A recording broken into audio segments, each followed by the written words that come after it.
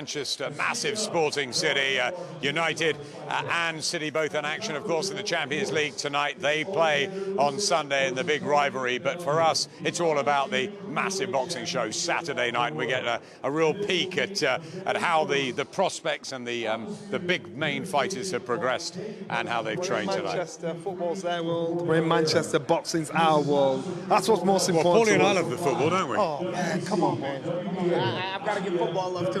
Boxing and football. It's a big weekend if you're a fan of both sports, that's for sure. Yeah, and Donetsk are in town as well. They play City, so the Ukrainians are here to see Oleksandr Usyk. David Diamante just in the ring behind us, just welcoming the crowd, and a really good turnout tonight, as we expected. Really good turnout. You know, it's free for everybody to come in and get involved. And I actually thought with this fight, I thought it was more of the boxing fans that would get this fight more than anything else. But the amount of people that have talked about this fight in the street, Usyk and Bellew, it's massive. Bellew has turned his fortunes around and become very, very popular. And everybody gets behind him because they know it's a tough ask, but they know he's capable of doing that. I bumped into Tony actually just in the city centre earlier on with his lovely wife, and he is just super confident, Paulie, as we get the workout started along here. Richard Riakporhe from Walworth, and he's unbeaten in 7. The 28-year-old, and he's been around at the Sky Studios in the last couple of weeks, and he's got a phenomenal story, hasn't he, this guy, Johnny? An unbelievable story. You know what? He's so calm, so down to earth, and usually what happens in our life is shaped by, our character is shaped by the life we've led and what's happened to us in the past. And this young man here, 7-0. He has history. He has history with your Lawrence Accords and your Isaac Chamberlains. He has history outside the boxing world that makes him mentally strong and hungry. And so I'm interested to see how his career develops down the line. Paulie, it really is a fascinating story. Obviously, over in America, we've seen so many through the years, you know, come from very difficult situations. He dreamt of being a footballer when he was younger. At the age of 12, he got involved in street culture, and he lived for the best part of a decade in a really tough way. He was stabbed at 15. I think his cousin was killed. I think he may have even had some time inside. It was a really tough street life, and something just came to him to make him change it, and we have so much respect for fighters like that. And sometimes you really hope that certain people have that epiphany about them, and you know, they have come to a realization that there needs to be a change in their life for the positive if they are going to last. And you know, this kid is one of those examples that's made a positive story out of himself, and now as an undefeated pro, he's making waves. And the thing is, you know, when you've had a tough life, when you're in situations like this, when the bright lights are on you and the public are expecting so much from you, it toughens your character, because this actually is not a big deal. Because if you've been in life-threatening situations, you see you're losing loved ones, this is actually fun compared to that. So I think this young man here, to deal with this kind of attention, it'll be like a walk in the park. 7 fights, 7 wins, 6 knockouts. And in your old division, of course, the Cruiserweights, they're starting to fly here, aren't they? It's about time too, isn't it? Our Cruiserweight division has never been the glamorous division littered with outstanding, exciting talent or exciting fights. But all of a sudden, you've got a lot of young men that just fit that weight category, and good fights that can be had. There's no point in being good in your division if there's nobody else good in the division to box. And that's always been the problem at Cruiserweight. Now, domestically, and obviously look at the top of the bill, now the Cruiserweight division is flying. And it's also interesting as well, Paulie, when you've got a main event, which is a Cruiserweight title fight, and then you've got the same weights on the bill as well. It's a real chance for them, isn't it, to see what they can aspire to become. That everyone dreams of being that box office fighter, that superstar. And although he's way down on the bill, he's got an important fight, and it's a chance for him at the same weight as the showcase to show his own skills. Well, yeah, you know, a lot of times you're not, when you're at this point in your career, you're not really thinking about the world champions, because most of the time when you're at this point in your career, the world champions will be different by the time you get to that world championship level.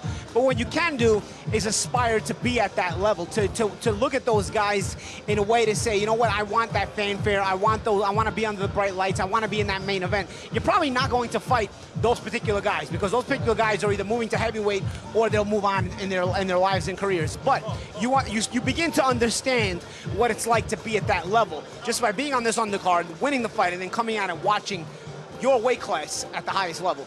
Mark Tibbs, of course, who trains Dillian Whyte, was there at the press conference last Thursday. Whyte Chisora 2, December the 22nd. Richard Kapoor, really interesting story, Eddie. Let's bring you in. Big chance for him after the start he had in life, which was so tough. I'm actually a bit nervous for him. I'm nervous watching him skip, because I think he's probably a little bit nervous as well. He has never had to perform in front of a crowd of what, already, I don't know, 500-600 just turned up, and Bellew and Usyk aren't in here for another hour and a half. But boxing's sort of become a bit of a different sport now, where you have a fighter as inexperienced as Riakporhe suddenly being thrown into a 50-50 fight for a championship well before his time. Like, normally you'd get to like 15 and 16 and 0. Paulie will tell you when he was growing up, not you, Paulie, I know you fought the very best, but fighters would get not protected, but you just go through the process of learning. He hasn't been through that process. The one thing he has got, and I don't know if you remember, Adam, he got chinned in a fight a couple of fights back, where he went down and he was virtually out of the fight. He was fighting a very average fighter who all of a sudden they had a trade up. He got caught by a shot that was an absolute one out of the gods, and he was down, he was sprawling across, he got up, he made it through the round. His career could have been over at that point. And that's the one thing that he has experienced. On the Sam Hyde side, if you remember, he dislocated his knee in a fight that he was supposed to win, and he had to scramble through. He was getting hit by everything. He went down about 3 times because of his knee, and he scraped a draw in that fight. So although they're both inexperienced, they have actually been through a little bit of adversity. They tell me in South London, and the reason he's on this card, Richard particularly, is because of Dillian Whyte pushing him and telling me he's got to be on. That they rate Richard very, very highly, and he looks the part. But I'm just nervous for both of them, because you go from, like, I don't know, a small hall arena or boxing at 4 or 5 o'clock to 19,000 on a huge pay-per-view card, and I think they're just going to go for it. I think a lot might go out the window, and Riakporhe is a very, very strong puncher, obviously an athlete as well. Hyde has the home advantage. I mean, I'm talking a little bit of gibberish because I just don't know. I don't know how they're going to react, and I don't know how the fight's going to go. Yeah, real opportunities, of course, now that boxing is at its hottest, but with that becomes real pressure. Yeah, and like I said, you know, it's fans now are so demanding, and we live in a world that is dictated by social media. They don't want him to wait for 15 or 16 fights. They just want to find out, and they just want to see it now. You know, they want to see how good he is already. Let's try and get a word with Richard. Come on round. Great to see you. Richard, Eddie was just saying there how nervous you must have been, you know, performing in front of, you know, a few hundred people on a night like this, a few days before a huge event in Manchester, so early in your career. Yeah, I know it's pretty early, but, you know, that's what being a fighter is about, you know, taking a risk. And you kind of go through the phases and experience it, and then once you gather up, then, you know, it becomes like a norm, you know. So I'm just here, I'm going through the kind of emotions, so it's good. I'm loving it. I'm loving every minute of it. And we all know about your story. You had a tough time on the streets, and boxing's helped you out and helped your whole life out. So this must mean even more to you to get this sort of attention and have an unbeaten record and are going somewhere with this sport. Exactly, you know, and also it just shows change, essentially, and how if I can do it, then how many other guys coming from a similar background, they could do the same, guys and girls, you know. So it's good. I'm just happy to be here. Nothing comes easy in boxing, of course, and you've got a difficult one with Sam Hyde. It's seen as a 50-50. He's maybe got a little bit more professional experience. You've got that unbeaten scalp, of course, so it's a great one for the fans, isn't it? What about yourself? Listen, what I tend to notice about the UK boxing fans, you know, you could be on a high and well known, and you can go against opponents that they've never heard of. They're not really too interested in that. But once they have prospects versus prospect, that catches the eyes of everybody. They want to see people in the comment. They want to see how they take the challenge and how they do. So that's why this fight has got a lot of interest from the public. So yeah, man, I'm happy to be a part of it. You know, in my professional career so far, we've tried to make a lot of fights, and a lot of people didn't step up to the plate. So you have to commend Sam Hyde for taking it. You know, it's a big risk for him. And it's a great division as well. Just finally, the Cruiserweights obviously top of the bill with Oleksandr Usyk and Tony Bellew. And you've got so much happening with the likes of Lawrence Okoli and Isaac Chamberlain and many others in this red-hot division. Exactly. It's a bit different to Johnny's time, isn't it? There's so many prospects, which a lot of people don't know. There's so many prospects coming up from the Cruiserweight division. And every fight, every matchup looks tasty. It's a juicy contest. So, yeah, man, I'm just happy to be a part of it, man. We're happy to see them. Yeah, good luck on Saturday, all right? Great to see you, Richard. Let's bring Johnny straight in. It is a different time, isn't it? Obviously, you went through your career in a very, very different way. Obviously, you had your ups and downs, but the domestic scene has never been better. It's become popular. It's become popular, and I think, yes, about time, and not just on a domestic level. I mean, worldwide, it's become popular, and that's because, you know what, the series that Usyk was in, the series that Usyk won, people know who the Cruiserweights are. Cruiserweight is the old heavyweight. You know, it's a small, athletic guys that get in there and they get the job done. Domestically, I think now we're getting a good crop of fighters around the same level.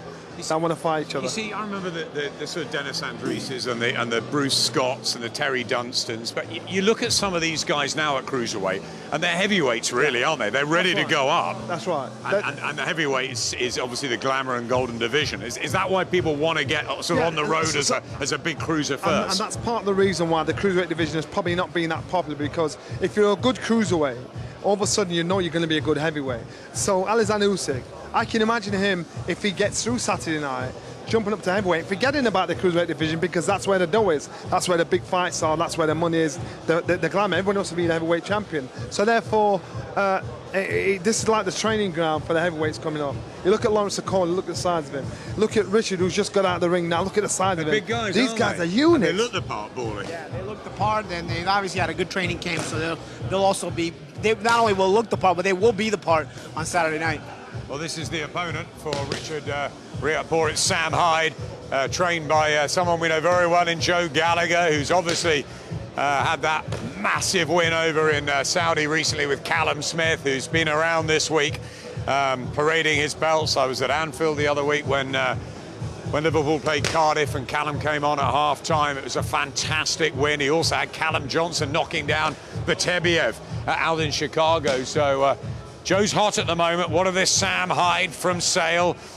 Unbeaten in 14, so double the professional fights of Riatpour. We remember when his knee went, didn't we? And he had to get through that. So he's had his ups and downs too. And he looks like a solid cruiser as well. He's not long, he's not lanky, but he looks compact. And if Riatpour's not got his wits about him, this man will close him down and walk him down and try and push him back. So this is now about your destiny of how you stand as a cruiserweight. Riatpour's got to be strong and keep this man off, because if he doesn't, he'll get walked down. I know Riatpour's sort of being helped by Dillian White down in South London, but this guy Hyde will have a lot of people around him, the likes of Callum Johnson, Callum Smith, Jose Burton as well, good sparring too.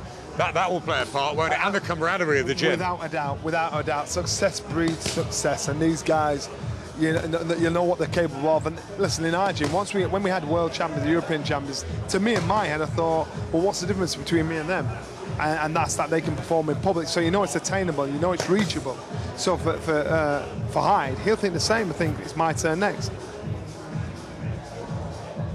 Styles will gel very nicely here. It's a really good match. As I said, he's got the experience, Sam, as well.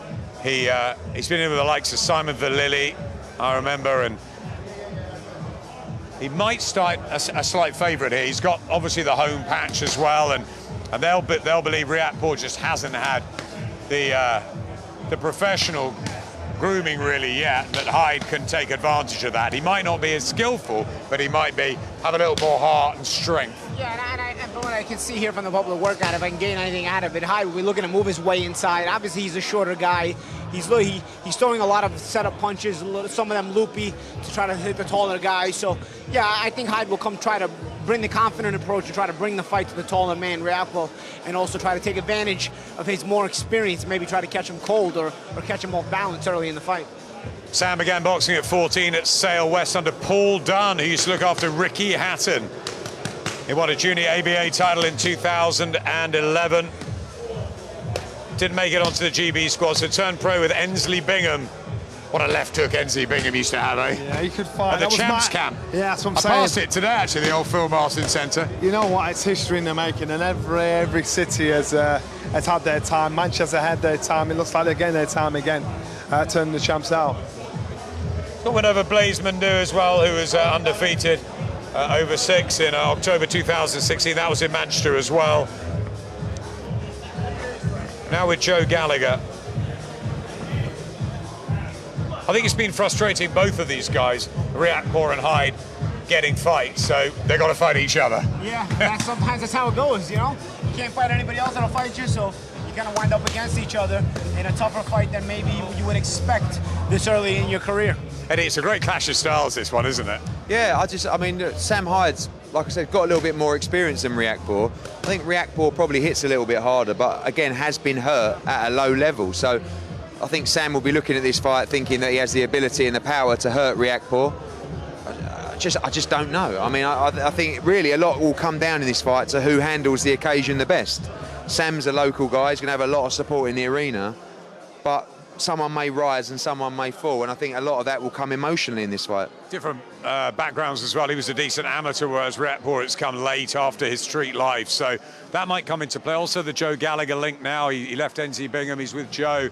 Joe obviously had the big win with Callum Smith over in Saudi, and I saw Callum Johnson floor Batebiev, so things are going good for his stable. Also great sparring with Callum Johnson and Hosea Burton and all those. Yeah, I think since Sam has gone into the Gallagher gym, I think it's been a blessing for him, got to mix with some quality fighters.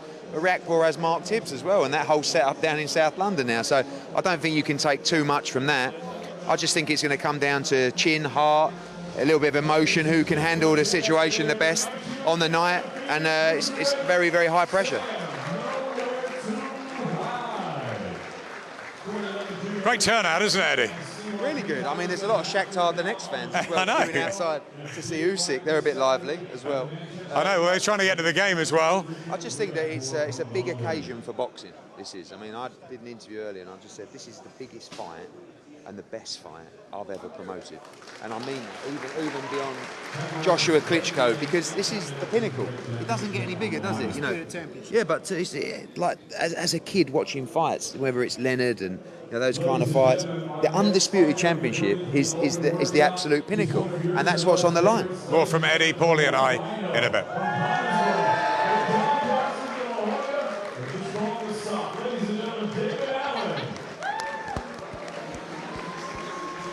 Dressed up for the occasion. What are you doing, Sam? Nice to see you dressed up for the occasion, mate.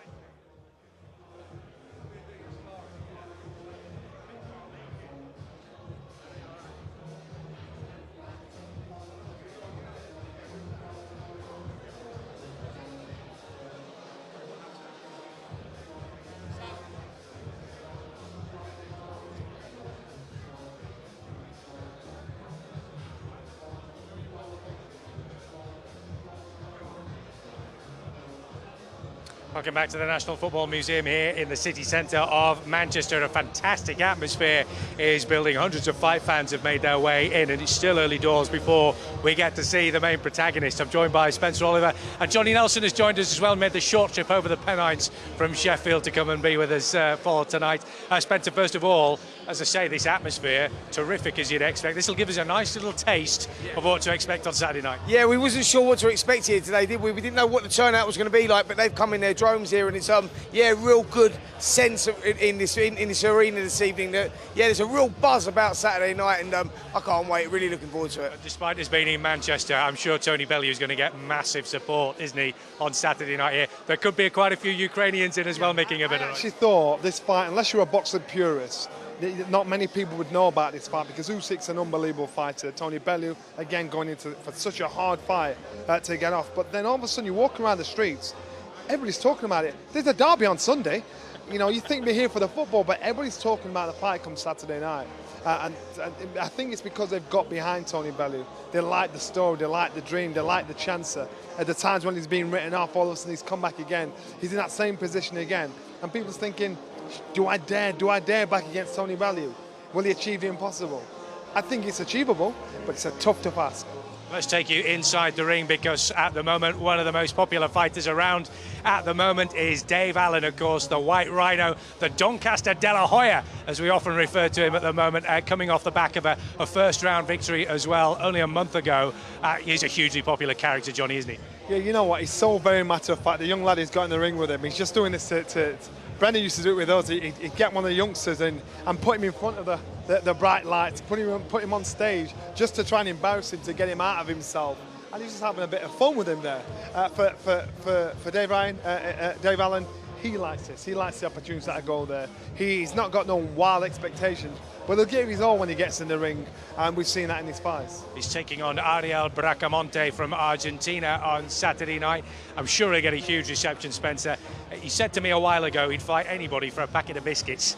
Well, that's the kind of character he is, isn't he? Yeah, he certainly is. He's a real big character, and he's really captured the public imagination, Dave Allen. You know, he's massive online, and yeah, he's just a really, really good feeling about the guy. You know, he knows his level. He knows where he's at. He's not looking to fight the Anthony Joshuas of the world. He doesn't ever think he's going to get there. But the British title's his dream. He had a great win last time out, and he's on an all-time high at the moment. And has come with a couple of big performances, and I'm expecting another one on Saturday night. Do you think we can expect to see him getting another victory under his belt on Saturday night, and then look forward to maybe a British title shot again before too long? It depends on what mood he's in. And if he fancied it, he'll achieve almost anything. We've seen it. When he's been written off, even when he's lost, he's come out and he's spoken. He's very understanding of the situation. I think for Dave, I think no matter what comes Saturday night, he'll give it his all. Be interesting to see how he gets on. Dave Allen, part of a superb undercard here in Manchester. Plenty more to come from the National Football Museum. Also the likes of Anthony Crolla, for example. He's in another huge fight on Saturday night, a world title eliminator. And then, of course, we look forward to the main event, Tony Bellew and Oleksandr Usyk, as they go head-to-head here in Manchester on Saturday night.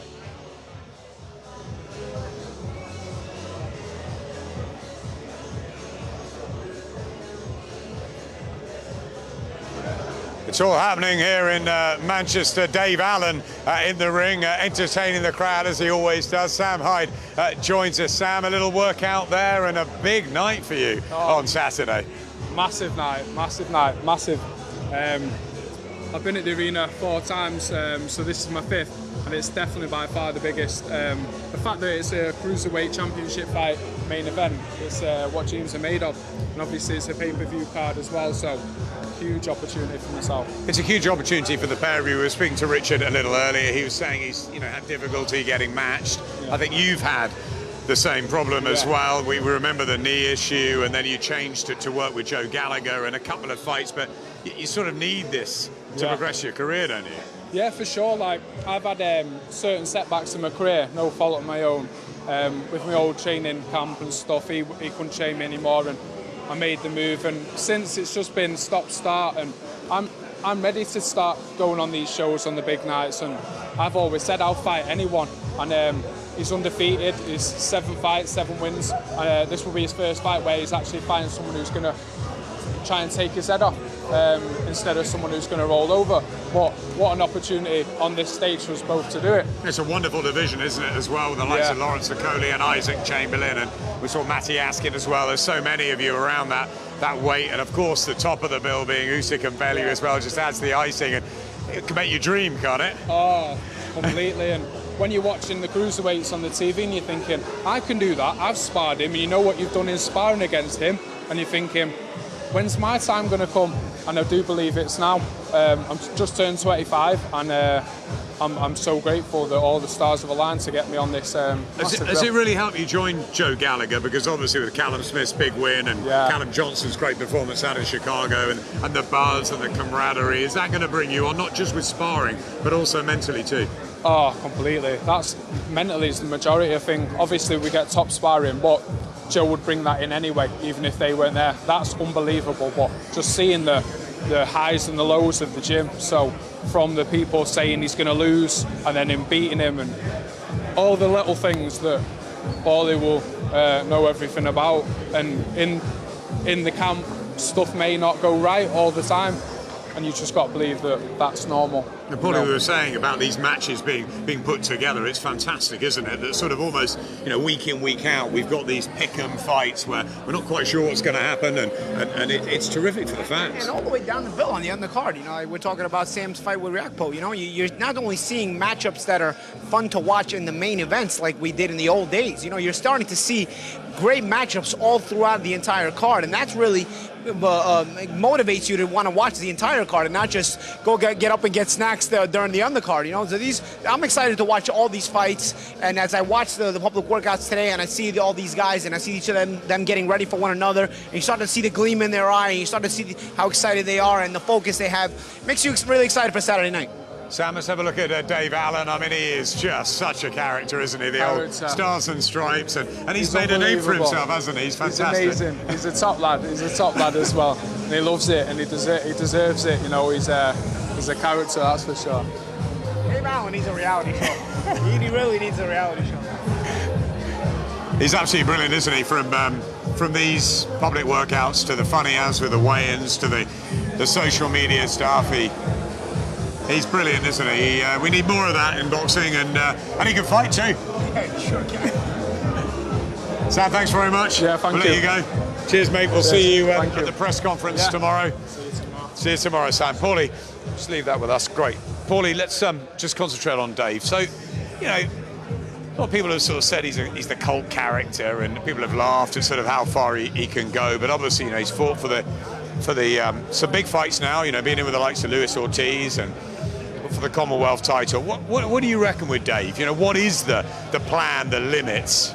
I don't know as far as putting a limitation on him. Obviously, I don't see Dave Allen as a future heavyweight champion of the world, but at the same time, he's proven himself in the fight with Ortiz, for example. He can go the rounds. He can belong inside that ring with even the top echelon, the top fighters. He's quite a character. I think if I have a personal opinion on this guy, I think he's made for TV. Then as far as his fighting ability, it's better than what the eye will tell you. You look at Dave Allen, you think he's just a joker, he's just a kidder, and he's in there just having a good time. But the guy's not a bad fighter either. He can fight. He'll give a top guy a good time, a hard time, and obviously he'll entertain you character-wise as well. From the public workout now, I've never seen anybody get in there and just start sparring randomly in a public workout in my life. To the press conference, to the weigh-ins, and look at him now, posing for the cameras. He's a ham for the camera, and he's a ham for the show. And so I think this guy, no matter where he goes in his boxing career, better stay on TV for the entertainment value. Come on here. They call him the Doncaster de la Hoya. The fans absolutely like you, Dave Allen. What's the secret to why we just enjoy having you on all these sort of shows? I'm not really sure, because I'm always just myself, and I always say I'm as surprised as anybody by the popularity I seem to have gained. I'm a strange fellow, but I think we're all strange in our own way. So I think a lot of people I resonate with a lot of people. They see a lot of themselves in me. Paulie says that there should be a reality show just on you. I mean, it's. Man, who gave you the nickname of Doncaster de la Hoya? Where'd that come from? Never stopped this guy. When I was a young man, I started out boxing in 1819. I was quite slim. I was a lot slimmer, and I was quite a good-looking boy. So, they used to say you like the Oscar de la Hoya of Doncaster. So as I've got older, the Doncaster de la Hoya. I like it. It's there. Never stopped this guy. What did I just say? What are the limits with Dave Allen? Sometimes you put on these terrific displays. We saw you in Newcastle, celebrating that first round body shot win, just like Alan Shearer in front of him. It was fantastic, and the crowd were all behind you, 8,000 cheering you on or something in Newcastle. Then we have sort of, sporadic performances. What is there a plan? Is there a sort of goal to say, I'm going to become a European champion, I'm going to fight for a world title one day, or you just take it step by step? Well, I came into boxing, I just hope that one day I could have a professional fight. I came to boxing at 18 years of age. I came to it late, and I never thought I was going to really achieve anything. I thought if I have a couple of amateur fights, I'm happy. Then I turned pro, and I thought I retired after my first professional fight. I retired after my second, after my third. I retired after my sixth, and I thought I'm not really going to do anything but over time, I realised I was becoming a decent fighter. A lot of people were talking about you, sparring with the likes of Fury and Joshua. A lot of people were starting to talk about you, not just as a gym fighter, though, as someone who has real talent. Yeah, at first I was just a tough man, and then I became the tough, funny man. And for me, what I'm doing right now, I mean, I'm happy what I'm doing. I'm on all these great shows, but I'm on here as a decent fighter who's funny and entertains. I want to be a serious fighter. I want to win the British, the Commonwealth, the European title. I really believe I can do that. World title honours, you got the likes of Joshua, Wilder, Fury. They're special fighters. Where I can be at that level, I'm not really sure. But I can win the British, I can win the Commonwealth, I can win the European. I'm a serious fighter, and and I think we started with the Nick Webb onto Newcastle, and then again Saturday night. I want to show I'm a serious fighter, and that's what it's really important to me, that people don't just look at me as a joke character. I want to look at me and say, yeah, David Allen's is a nice man, he's a funny man, but the first thing I wanted to say is David Allen's a very good fighter. I think a lot of people are starting to say that, and I think the momentum that you've got as well, and if Eddie can keep putting you on these big bills, these title shots are going to happen, aren't they, Paulie? Yeah, I don't think there's anything wrong with being the character in boxing. I don't think boxing has enough characters, but of course the results of the fights, those are the ones that will talk the most. You get the results, you'll be taken seriously as a fighter, but you keep being the character, people will still continue to remember you. It's a balance, because boxing is an entertainment industry, so we always look for that balance. And I think this guy belongs on TV one way or another. We're going to keep you on TV. You're going to keep fighting for us? I hope so. I've just got to keep winning, and everything that you cannot learn in boxing I've got. I'm one of the toughest heavyweights in the world. I take one of the best shots. I'm one of the strongest. I punch very hard. It's just I'm just not experienced. Doncaster de la Hoya. I'm the Doncaster de la Hoya. I need a job doing this punditry stuff, Adam. We've been through it. We need to get me on here full time. Even Paulie agrees. Dave Allen, Saturday night, what do we expect? Obviously, you're going to get a great ovation. It seems to follow you around wherever we are in the country, and maybe it will start happening in America as well if Paulie gets back and starts spreading the Dave Allen word. But what are we going to see in the ring? Well, I always say I arrive around 3 o'clock fight week on the Wednesday. I entertain at the workout. I entertain at the press conference, I entertain at the weigh-in. The ring walk is entertainment. Then when the bell goes, it's a different David Allen now. I'm letting my hands go. You can see now I'm throwing my punches. It's another first round victory Saturday. That's all I'm thinking about. I've been training for speed, for power. I want to knock everyone out. I want to be entertained out of the ring. I want to be entertained inside the ring. And I guarantee you now a first round victory Saturday. That's a guarantee. Don't guarantee me now. Look down the lens. Talk to those thousands of millions maybe of fans that are really enjoying what you're doing, and tell them what they're going to see. Tune in Saturday to buy the pay-per-view, Pappy pay-per-view, buy it to watch me. Never mind all the other fights, they're all great, but pay it to watch me. It won't last very long. The ring walk and the fight will last about 4 minutes, but it'll be a fantastic form. That's what I'm all about. Great times in 5 minutes or less. That's what I'm known for. So tune in, and that's what you'll see Saturday night. Dave, always a pleasure. Great seeing you. Thank you very much. Saturday, and we'll give you a microphone again. If you want to do a bit of the punditry. He wants your job, Paulie. He's taking the mic, and he wants your job. Yeah. I guess he's not only is he a threat to the heavyweights in the ring, now he's a threat to the pundits on the outside of it too. Meanwhile, we've got a familiar face in the ring, a former British champion, of course. Great to see him back and in a big fight as well. We've also got our colleague and comrade who's joined us. I don't know where he's been. Matt Macklin. You have to wrestle the microphone away from Dave Allen. I've been bobbing and weaving on the M6. Where have you been? Have you been in traffic? Oh, terrible traffic. I mean, I expected the M6 to be bad because it's always bad, but it was worse when I come off the M6 and was heading in towards Manchester. There is quite a lot of football going on. Yeah, kind of. That's the thing. Anyway, listen, it's Scotty Cardle in the ring. It's got a big fight on Saturday night, and he lost his British title, and I guess he'll have the disappointment of what happened against Lewis Ritson, but he's always got that pride, Scotty, hasn't he, as well as talent. Yeah, talented, good hand speed, decent head movement, but there's no point pulling back on our punches. This is an absolute must-win fight for him. It's a big platform. He's fighting Ricky Burns, who's someone that if Scotty's going to push on from here and reignite his career, he needs to get the win over, and Ricky Burns also fighting to keep his career alive. He's achieved so much had a fantastic career. Sometimes you wonder what's keeping the hunger there, but this is a must-win fight for Scott Cardle. Yeah, well, he was meant to fight against Joe Cordina. Joe Cordina pulled out, so they put this together. Ricky Burns comes on. You know, two guys, Matt, just turn around. There's the camera. I mean, we've got you here. You've made it through the traffic. People want to see your face now, okay? I'm camera shy. I don't know about that. We'll try and get a word with Scotty in a minute. But you know, he was gonna fight Cordina. Of course, Cordina pulled out.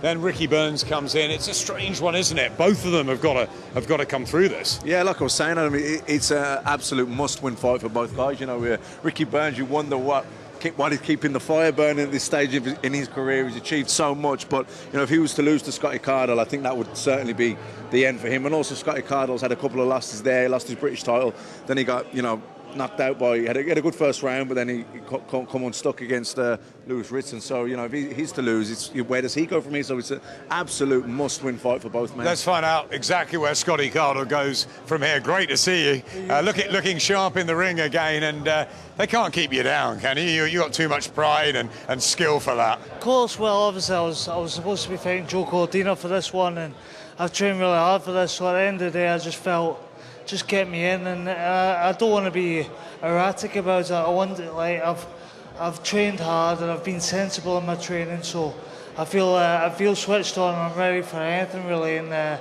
Ricky Burns, it's a big test for me, and he's got some record, he's got some name to him, some titles. So at the end of the day, I know what I've got ahead of me, and I'm in great shape and I feel great. Former British champion, of course, and undefeated for so long, but it's been a tricky sort of 12, 15 months for you. How have you navigated yourself through it from a mental point of view? Yeah, it's been hard, I'll be honest. I've took some defeats that in all seriousness, I shouldn't have really put myself into. But at the end of the day, it's the way the game goes sometimes, and you've got to come back stronger. And I feel like as if I'm in a great place at the moment. I've changed camps, and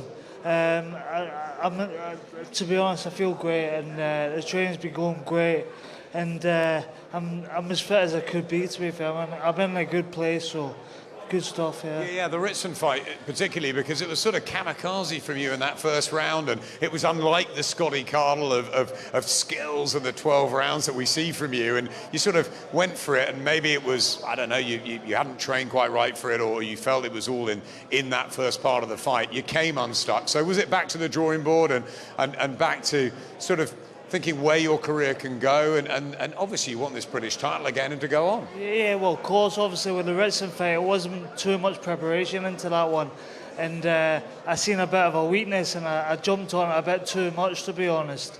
But it's just what, obviously, if I had the fitness behind me and I could have kept that going, then it could have been a different story. But I don't live like that.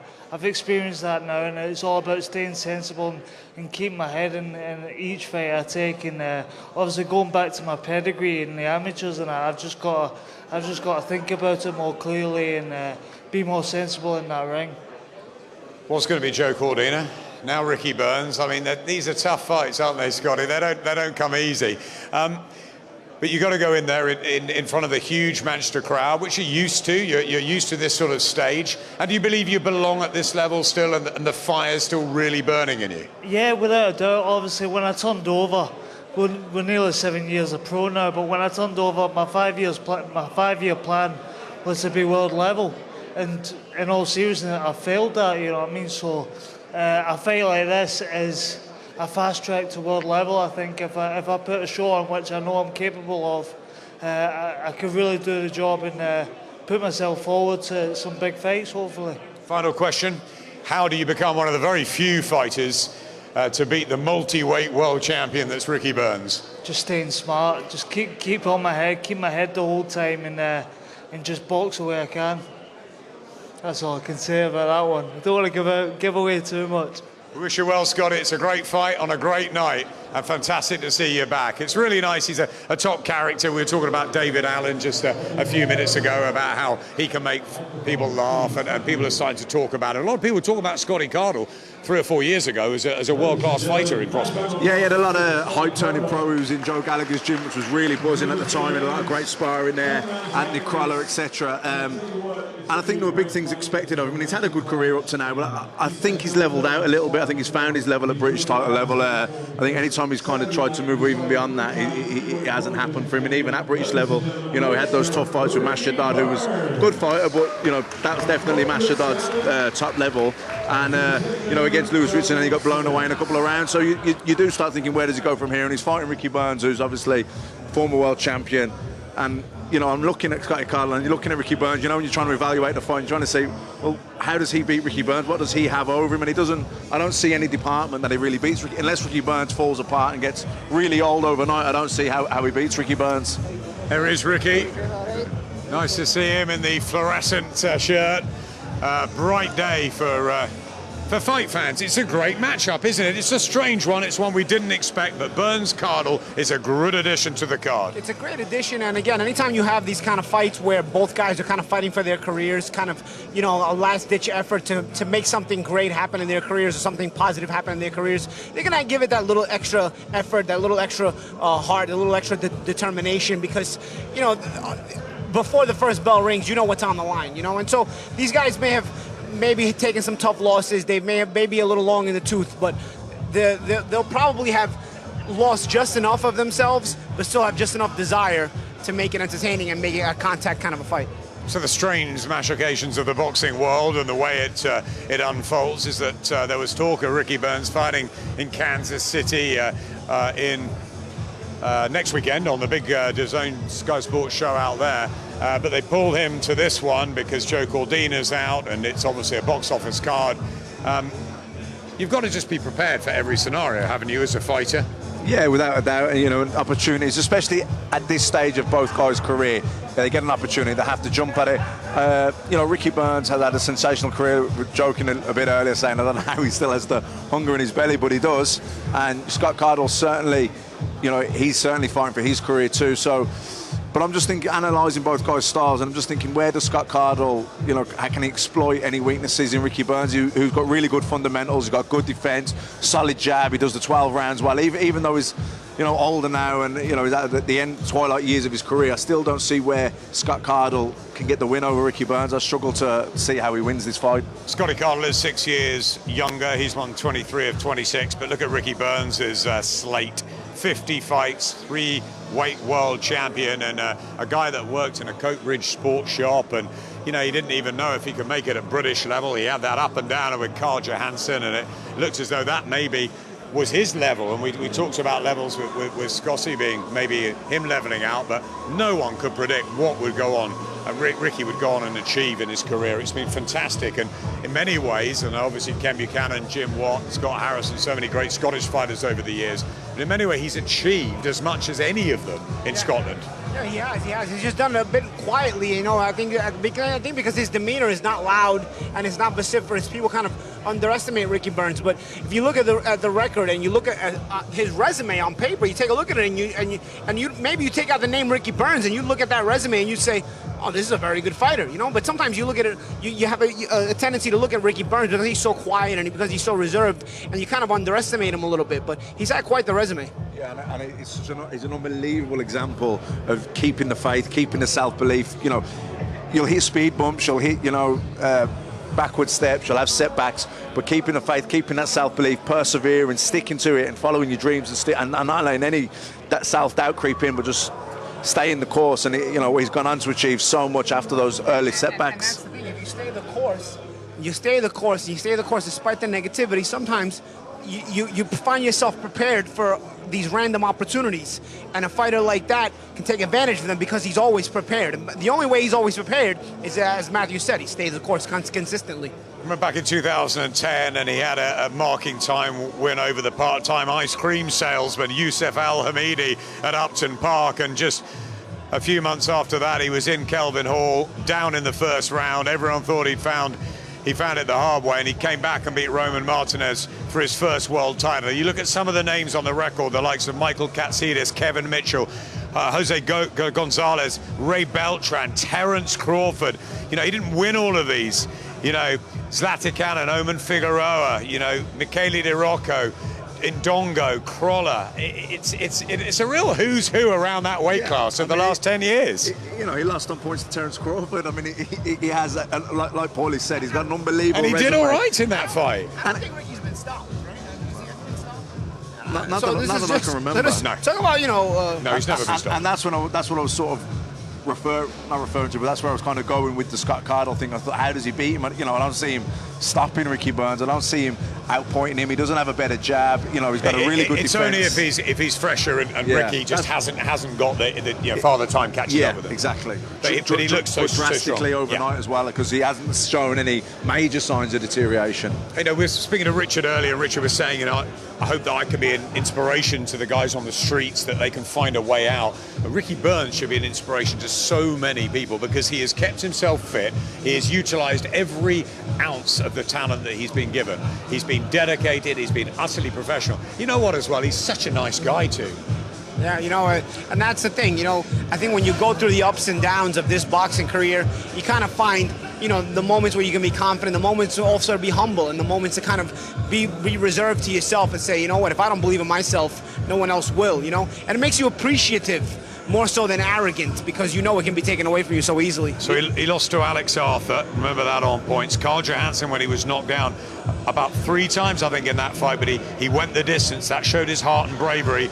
Then the losses, obviously, to Crawford, Zlatican, Omar Figueroa, which was a really tough matchup anyway. Indongo, you know, that was a tough one. And Crawler was, you know, nip and tuck with the two of them, and it was he's never been stopped. He's never really, apart from way back against Johansson, looked in trouble. No, so Cardle's going to have to do something pretty spectacular. I think so, and he's never really shown in his career so far, Scott Cardle, that he has got the kind of power to trouble someone like Ricky Burns, who has got a solid defence, really good fundamentals, solid jab, always well conditioned over the 12 rounds, very experienced over 12 rounds, but also his mental toughness and his strength of character to come back from setbacks. He's moved up and moved down to London. He's reinvented himself. He's moved up in weight, and you'd have to pick him in Saturday night's fight. How long do you think he'll go on for? We'll ask him in a minute, but what do you reckon? I think this is probably his last run in it. I think if he was to lose again, that's probably be the end of the road. I would imagine so, but I mean, it's an inspiration really to think that he still has the hunger, he still has that dedication to go down to London away from home and knuckle down and do a training camp. You know, after everything he's achieved, to still have that fire burning, it's astounding really. He's 35, he's been around since October 2001.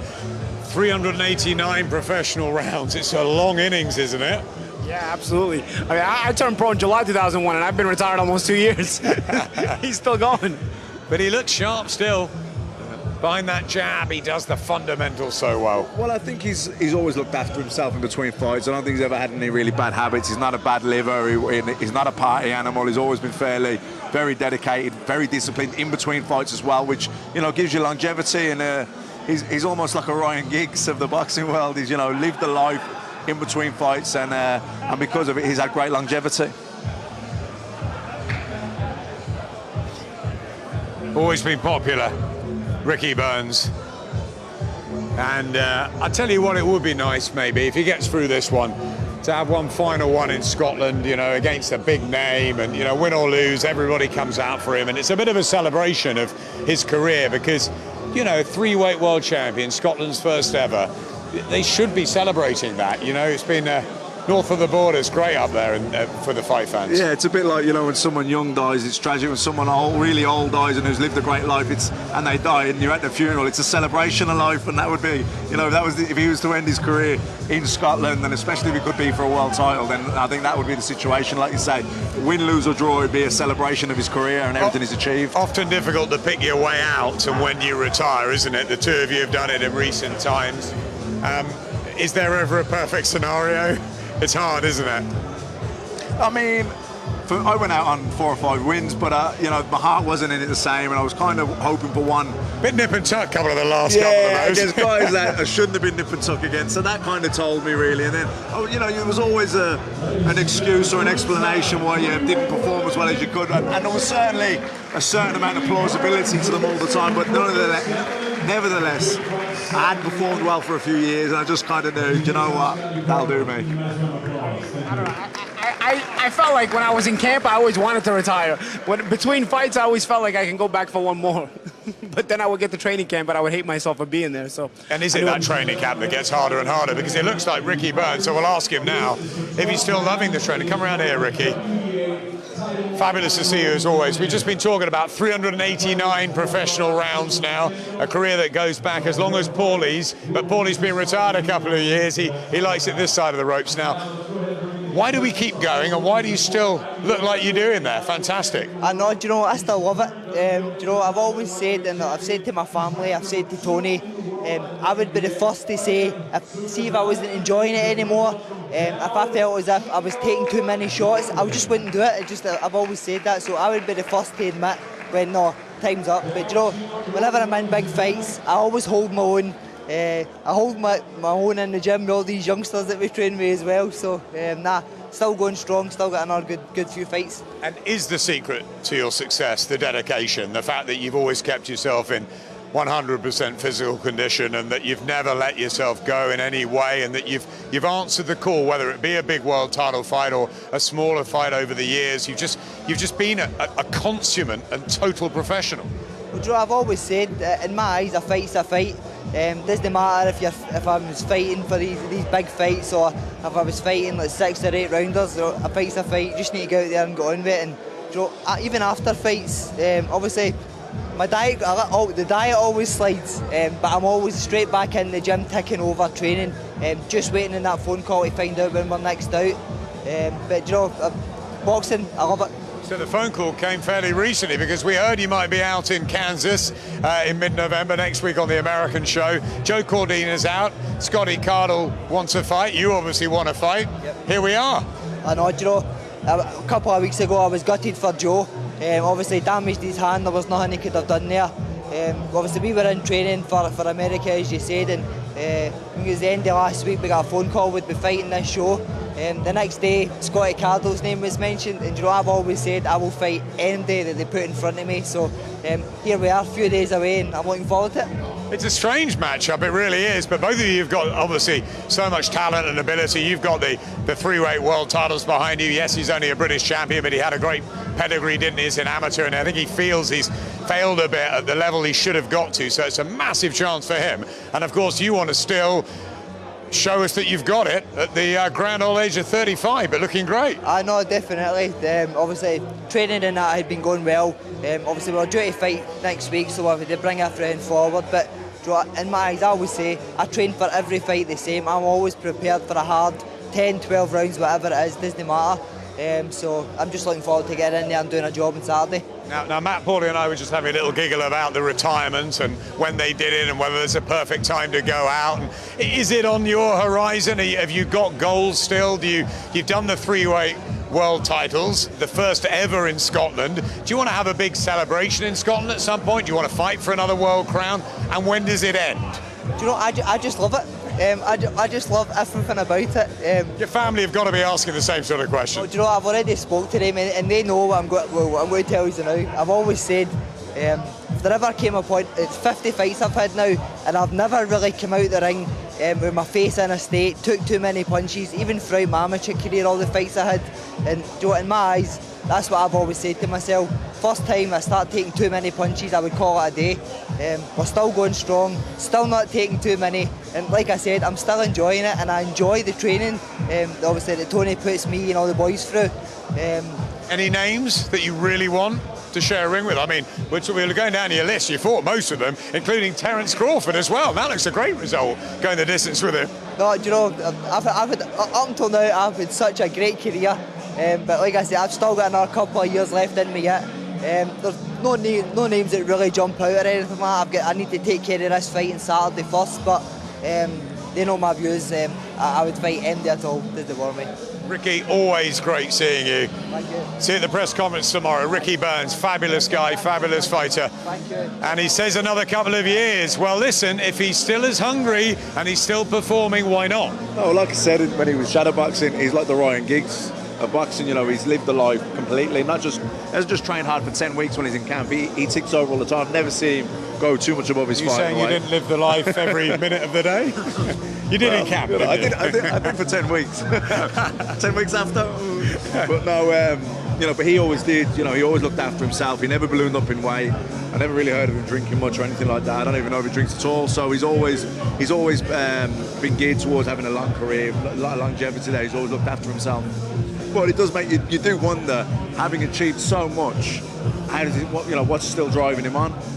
He didn't really say, did he? He just said he loves it. He didn't. He just said he loves it, and why not? And I suppose a lot of fighters tell me that the last couple of training camps are really hard. I mean, even Tony Bellew's admitted that this one, feels like he knows it's the last fight, the big one, the big, the big ask. Can he pull off what seems to many people impossible? But it's the training camp. He says, I just don't really want to go here again. And I think is that sort of, monotony of doing that, how many times a year after year for 15, sometimes 20 years. It just gets to a point where you just don't want to do it. He doesn't seem like that at all. Yeah. He seems the other way. I mean, the only thing that I can think why that doesn't happen for him is because he's always in the gym, because he's always looked after himself. He never gives himself a mountain to climb, you know what I mean? So it's not such a task. He's more used to it because he stays in the gym. I don't know. Like I was talking about at the end of my career, I would get a call for a fight on a full belly, not dehydrated, I throw a couple of punches when I'm heavy and I say, I feel good. I'm gonna take this fight. We got the right money, I'm gonna take this fight. And then about 2 weeks in, the alarm would go off in the morning that I have to get ready to train, and I would just be like, why am I even here? Why am I even here? So I can relate to the guys who say it's a training camp, because fight night, it's under the lights, the fans are there, it's fun. But it's the preparation, 8, 10, 12 weeks. That's salacious. And so if Ricky Burns still loves it, bless him, because, it's not common after see a guy who's accomplished as much as he has, still after all these years find the motivation to do this at that age. We'll move on from Ricky Burns, but I do just want to say I really hope he gets a big celebration when it does finish in Scotland. I think it deserves that, some sort of a homecoming, whatever. Let's turn our attentions back to the ring now. And he's a very good fighter, Paulie, isn't he? Yeah, Daud Yordan. I remember seeing him about a decade ago against Robert Guerrero, and the fight was turning into a really good one, and then they stopped it on a cut, on a technical draw or something like that. But I remember being really impressed with him back then, and thinking, this is the guy to keep an eye on. And here we are, a decade later. He's been in some big fights. He's obviously had a career worthy of what I thought of at the time. Yeah, like I say, Robert Guerrero was a really good fighter a few years back, wasn't he? Yeah. I think that fight was at super featherweight even too, and it was shaping up to be a good one. I remember thinking, wow, this guy's really giving some resistance, because I hadn't heard of him, and obviously I knew Guerrero was an ex-featherweight champion. And then, this guy was really giving some resistance, and then the fight ended suddenly with that headbutt and technical draw. Really interesting fight, this. The final eliminator for the WBA lightweight title. Anthony Crawler, of course, very popular in these parts. He's 31 now. He's had a little patchy last couple of years against Daud Yordan. 38 wins in his 42 fights. It's number 2 and number 4. It's great, isn't it? Yeah, great, and a brilliant opportunity for Anthony Crawler, because if he was to get this win, Lomachenko doesn't quite manage to land a super fight. We could get Lomachenko over to Manchester. That'd be absolutely brilliant, wouldn't it? I mean, Crawler to go in and fight one of the pound-for-pound best in the world. You want to test yourself against the best, and he's had an unbelievable career. Anthony Crawler has. Again, another example of staying in the gym, living the life. Not giving up on yourself, still keeping that belief, keeping the faith, still pursuing your dreams, and to think what he's gone on to achieve, having lost a British title eliminator to Gary Sykes many, many years ago. It's a fantastic story. Daud Yordan's just fallen short at the very top level, being with the likes of Celestine Caballero, Chris John, good fighter, Simbi Vedieta, good guys. Now he's got to share a ring with a man everybody knows, not just in Manchester, but the whole of British boxing. We say what a great guy Ricky Burns is, Anthony Crawler, likewise. Yeah, I mean, they're cut from the same cloth. A guy who had his losses early on in his career. Like I say, I remember him losing to Gary Sykes in a British title final eliminator. I think Anthony Crolla, parted ways with him. Frank Warren gave him his contract back. He went to go Joe Gallagher, reinvented himself, moved up in weight to the lightweight division, had a few tough 50-50 fights against I think Andy Morris was one. I think Michael Brody was another, which, there were close fights going in. But they were big wins, and he just turned his career around, and look at the career he's had since. And we wait for Anthony Crolla to join us a bit later in the ring. Well, someone at the other end of his career, one of the hottest fighters in not just British boxing, but in world boxing. He was voted the Young Boxer of the Year by the British Writers Club in a fantastic do down in London that we were at recently. The Savoy Hotel, the Crystal Chandeliers, and Josh Kelly went up and thanked everybody for his recognition. But he's unbeaten. He's got bundles of class and of talent. He's a new dad as well, so it's been a busy time for him, Paulie. Busy time and a new motivation. We're always trying to find new motivations as fighters. Well, he's got an extra one on top of all the other ones that he's had so far in his career. Yeah, really bright prospect. He's flashy. He's full of confidence. Some really good moves, and everyone's talking about him. He's one that everyone's keeping an eye on. He's in a really good camp with Adam Booth. He's got big belief in him, and he's got great belief in himself, which is very important. So certainly following his career with great interest. Yeah, good fighter. If you look at him, good snappy moves. A lot of times you look at the snap on a guy's punches, but Kelly really has some good snap, not just on his punches, but also on his moves. He'll change speeds, make a quick little pivot, make a quick little step in, step out. Sometimes, and then he'll go a little slower here. He'll be in this regular neutral mode here, and then all of a sudden he'll make a quick move. And that's sort of how he fights too. He changes the speed of of his attack, both offensively and defensively, and it keeps him creative, and obviously good fundamentals to go along with it. Yeah, and I think he's got really good anticipation, good head movement, good peripheral vision, good awareness, always knows where he is in the ring as well. And certainly, like I say, good pivots, good little spins, gets off to the side, uses angles, and he's an intelligent fighter as well. A lot of people picking him as the one to watch. Some others, the likes of Joshua Buatsi, Anthony Yard, of course, Joe Cordina, many going great guns, the young guys. I'm particularly impressed with the way Josh Taylor's going about work in the Super Series now. He's a little bit beyond that, but Josh Kelly, Commonwealth champion, undefeated in 7, steered by Adam Booth. You don't get someone with the experience of looking after David Hayes' career pretty much from start to finish, George Groves, Andy Lee. Now Adam is a very, very good trainer and also a very good boxing man, and he knows how to get the best out of his fighters too. Yeah, and that's the key to being a good trainer, because you can only work with what you've got. It's getting good, good fighters, they say, make good trainers, but I think good trainers can get the very best out of certain people, and other trainers, they can't. So I think he's well suited, he's in the right place for him. I think Adam Booth, can exploit what potentially has. And success breeds success as well. Yeah, and it's also a chemistry. Sometimes a good trainer and a good fighter may not blend, and sometimes they blend really well. You can kind of see there's a good chemistry there with Kelly and Booth. Josh Kelly, Ricky Burns, Anthony Crolla, all these guys on the card, but the main attraction, and he loves a hug, doesn't he? Yeah. And there's Anthony Crolla with him. Tony Bellew, who is dressed a bit like I saw him earlier in Manchester, with a sort of bandana up, the woolly hat on. It's obviously to keep warm, but I think probably not to be recognised too, because these are important times for him, these last few days. He's been here before, of course, Matt, but this one he wants so badly. Yeah, I mean, he has a very high profile now. Everyone knows him. This is a huge fight. He said that he win, lose or draw, this is his last one. It's going to be a sellout crowd, and the one thing about Tony Bellew is, if it's getting tough in there, I know that he'll go out banging. He's not going to just fade away, you know what I mean? He'll go out with a bang. He's one of those guys, they call him the bomber, right? So he's one of those guys who's going to go out bombing one way or another. Yeah, I mean, I think what he needs to show in this fight is a lot of intelligence, which he is. He does have intelligence. I know he talks, I'm going to fight, I'm going to go to war and all that, and he does go to war when it comes down to it. But he's not stupid, Tony. He was a very good amateur. You know, he's got great pedigree. And listen, he'll be the first to admit he's not got the classy skills of an Oleksandr Usyk. He's not a southpaw with rhythm and momentum. Tony's a different sort of fighter, but he's got a great jab.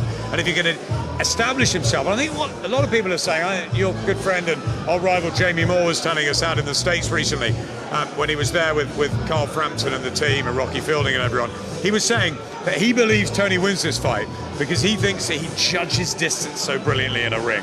And he thinks that Usyk won't expect that. And that Usyk, as a professional, has not experienced what Tony Bellew has. And that's why he gives him the edge in this.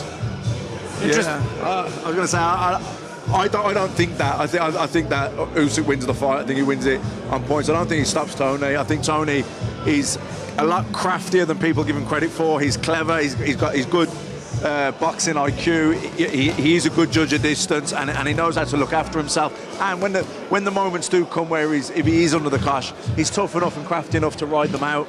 Paulie, a lot of people are talking about Tony, but let's talk about Oleksandr Usyk, okay? The guy's come over here. He's best mates with Vasyl Lomachenko, you know, who was around at the press conference. I don't know whether Vasyl will be here Saturday night. The best pound-for-pound fighter in the world. Usyk's right up there. This guy's unified. He's undisputed. He's had 15 fights. You know, he struck gold as an Olympian. He was gold in the Worlds and the Europeans.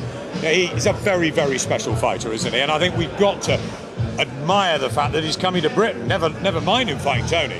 Yeah, I think you have to admire all of that, and you know, we also have to admire just the skill set in general. You know, I think, you know, people talk about the judgment of distance that Bellew has, or maybe it's underrated or whatnot. Well, this guy also has a great judgment of distance. You know, you don't have to have the professional boxing experience of a Bellew to understand distance. This guy has a ton of amateur fights. He's got his 15 pro fights against some very, very quality opposition, mind you. He's won the World Boxing Super Series.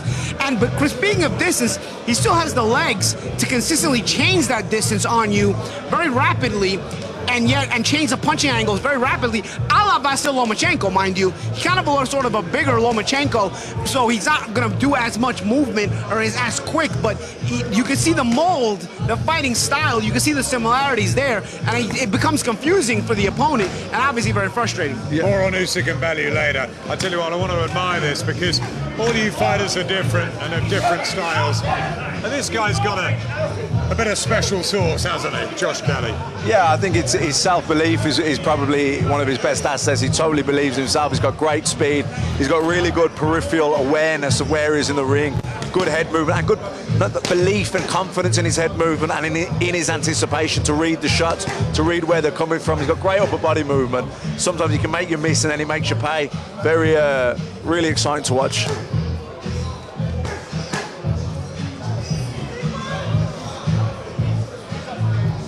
The positives are the speed, the skill, the movement, the timing. The slight criticism has been, is there a lack of power? Oh, you know, we'll see as he goes up the ladder. You know what? When you go up the ladder, the knockout count is always going to diminish a little bit. You know, you're fighting more quality operators, better chins, guys who are more willing to dig down if they are going through a tougher time. So many 12-rounders at once. Yeah, so many 12-rounders, and there's guys that know how to last through them, you know? So you've got to have the boxing intelligence to get you through. If anything, you know, if you don't have the power, but you have the right amount of creativity, speed, and in-ring intelligence, you can still go far. I mean, I'll tell you myself. Yeah, I know where people are coming from when they say that. If there was one thing I was going to say about the power, it's more, does he have the power for the style that he fights with? That's the one thing I'm not sure of, because he fights as if he's a massive puncher, but I don't think he necessarily hits that hard with one punch. I think he's more a beat you up kind of guy, dishearten you. And as you go up the ladder, you know, it's important to recognize what you are and where you aren't, you know, and that's part of ring intelligence. Time will tell with Josh Kelly, but we're going to be really excited to watch the journey.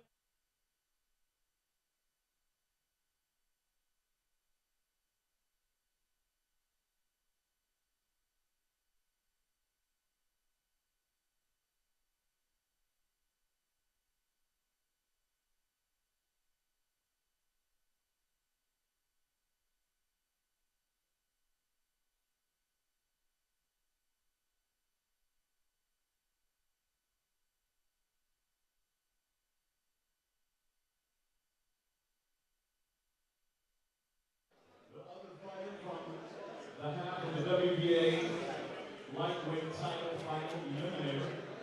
He is the former British, English, and WBA lightweight champion of the world, ranked number 4 in the world by the WBA this time, fighting out of Manchester, Anthony $1 Million Crawler. Welcome back to the National Football Museum, and you can probably tell a terrific reception here at the moment as Anthony $1 Million Crawler makes his way into the ring. Hugely popular here in Manchester, as you would expect. Great atmosphere here at the Football Museum. Hundreds of fight fans have poured in to see the action tonight. Tony Bellew has arrived. He is in the building, as is Oleksandr Usyk. The pair of them looking very happy, very cool, calm and collected ahead of what should be a terrific clash between the two of them on Saturday night. Joined by Matt Macklin and Paulie Malignaggi. Boys, we're so much looking forward to this one. And let's talk about the main event itself to start with. Matt, how impressed have you been so far with the rise and rise of Oleksandr Usyk? Oh, he's been fantastic. He's one of, he's one of the top, probably 5-6 pound for pound fighters in the world. I mean, to be such a big guy, to be so agile as well. He's almost, like I say, like a heavier Lomachenko, and this is by far the toughest and best opponent that Tony Bellew has fought in a great career. If Tony Bellew was to win this fight, it would be without doubt the biggest and best win of his career. This is what we keep looking at, though, isn't it, Paulie? You never write Tony Bellew off.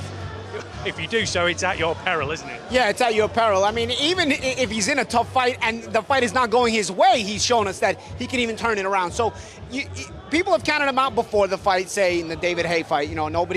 People underrated him not just once but twice. They made him the underdog. People obviously will underrate him as the fight progresses, as they maybe have when he won the World Cruiserweight title and he had to get up off the canvas. He's on the canvas, you're thinking, oh well, he might be done, and he proves people wrong again. So yes, absolutely. Before this fight, people were writing him off. Even during the fight, maybe it's not going his way. You still can't write him off until the referee says 10 or he stops it or the decision comes in ways and it's not his way. At the end of the day, we have to appreciate Oleksandr Usyk, but also appreciate the desire and determination that Tony Bellew has shown us through the years in his career, because this is, I would say, like a finale, because he's calling it a retirement fight. But whether he wins or loses, he's going to give people their money's worth, because he always comes to fight. And I think he deserves this homecoming kind of a fight where he's from Liverpool, the fight's in Manchester, and he'll have this great support for the championship of the world. Another man who always comes to fight is in the ring at the moment. That is Anthony $1 Million Crawler taking on Daud Yordan of Indonesia. It's a world title eliminator. And he still thinks, Matt, that he has got that shot at another world title still in him. Anthony Crawler is someone that every young fighter should look at. I remember him losing in a British title eliminator against Gary Sykes years ago. Frank Warren giving him his contract back. And he never lost belief in himself. He teamed up with Joe Gallagher. He lived the life, and he's just gone on and achieved and achieved and achieved, and he's had a fantastic career, and he's in a final eliminator here. And if he wins this fight, he could get a shot at Lomachenko, probably maybe the best pound for pound fighter in the world. He's had a fantastic career, and it's a brilliant story. And every young fighter should look at Anthony Crawler and look at him as a role model. There can't be many fighters at this level that can say they've been in with the likes of Jorge Linares and Vasyl Lomachenko during their career. No, there isn't that many, but Crawler has a chance to become one of those guys if he's able to beat Daud Yordan, who's not an easy proposition, mind you. Yordan has been in with some very good fighters, and he's always been a tough nut to crack for all of them. But if Crawler beats a guy like Yordan, I think he'll deserve a big opportunity and possibly that Lomachenko fight. We can't wait to see that one. It's part of a fantastic support here on Saturday night in Manchester. Anthony $1 Million Crawler in his own backyard, and then of course the main event itself for the undisputed Cruiserweight Championship of the world. And we'll be hearing and seeing Tony Bellew very, very soon.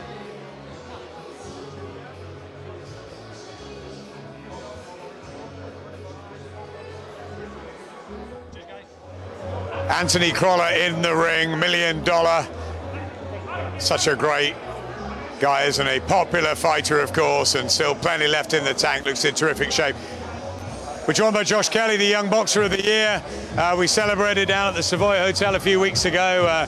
Very prestigious for you to be in that illustrious company, following so many great fighters over the years. So good times, and you're a dad of a few days. Yeah, that's wow. it, mate. It's been a mad couple of months, to say the least. So I've got my eye on the fight. I'm ready. I'm prepped. So it's got to take it all in your stride. It's all part of the process and the journey. So. It's been an incredible year for you. Obviously, you've won a Commonwealth title. You've had only 7 fights. Everybody's saying you're the next best thing, and you've got that pressure to deal with. You come down to London and say you get the glittering, accolades. you're then now a father. It's what a year 2018's been, but obviously the most important thing, as Adam will tell you, is what happens in the ring Saturday night. 100%. It's all about your performance in the ring. Everything goes away if you stop performing. So I'm more than focused on the job in hand come Saturday. So. How do you feel your development has gone so far since you've turned over?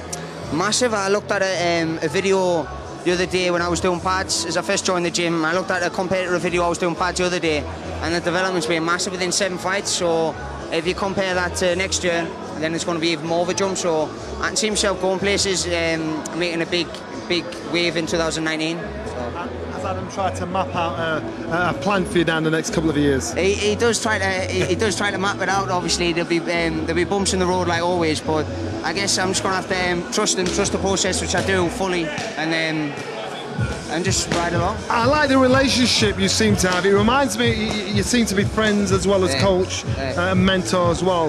Is that the ingredient for success? I mean, I feel as though I can go to Adam anything at the moment. I feel as though I can talk to him on a level where I couldn't talk to any other coach. So I feel as though that's brought the best out of me, and that's bringing the best out of me boxing. You've got a really close relationship. You had that with Brendan. Yeah, without a doubt. You got that. At the end of the day, you feel as though you don't have to ask any questions at all. Just say what we're doing, okay, and get the job done. That's it. What about this Argentinian on Saturday night? This Walter Fabian Castillo. He's won most, hasn't he? So you can't be taken lightly.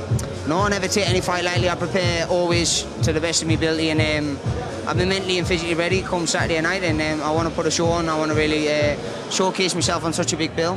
It is a massive bill, isn't it, with Tony Bellew, you know, going for ultimate glory at the top end, and that's where you want to be, isn't it? The top end in 2, 3, 4 years' time, and you know, a star on those box office nights.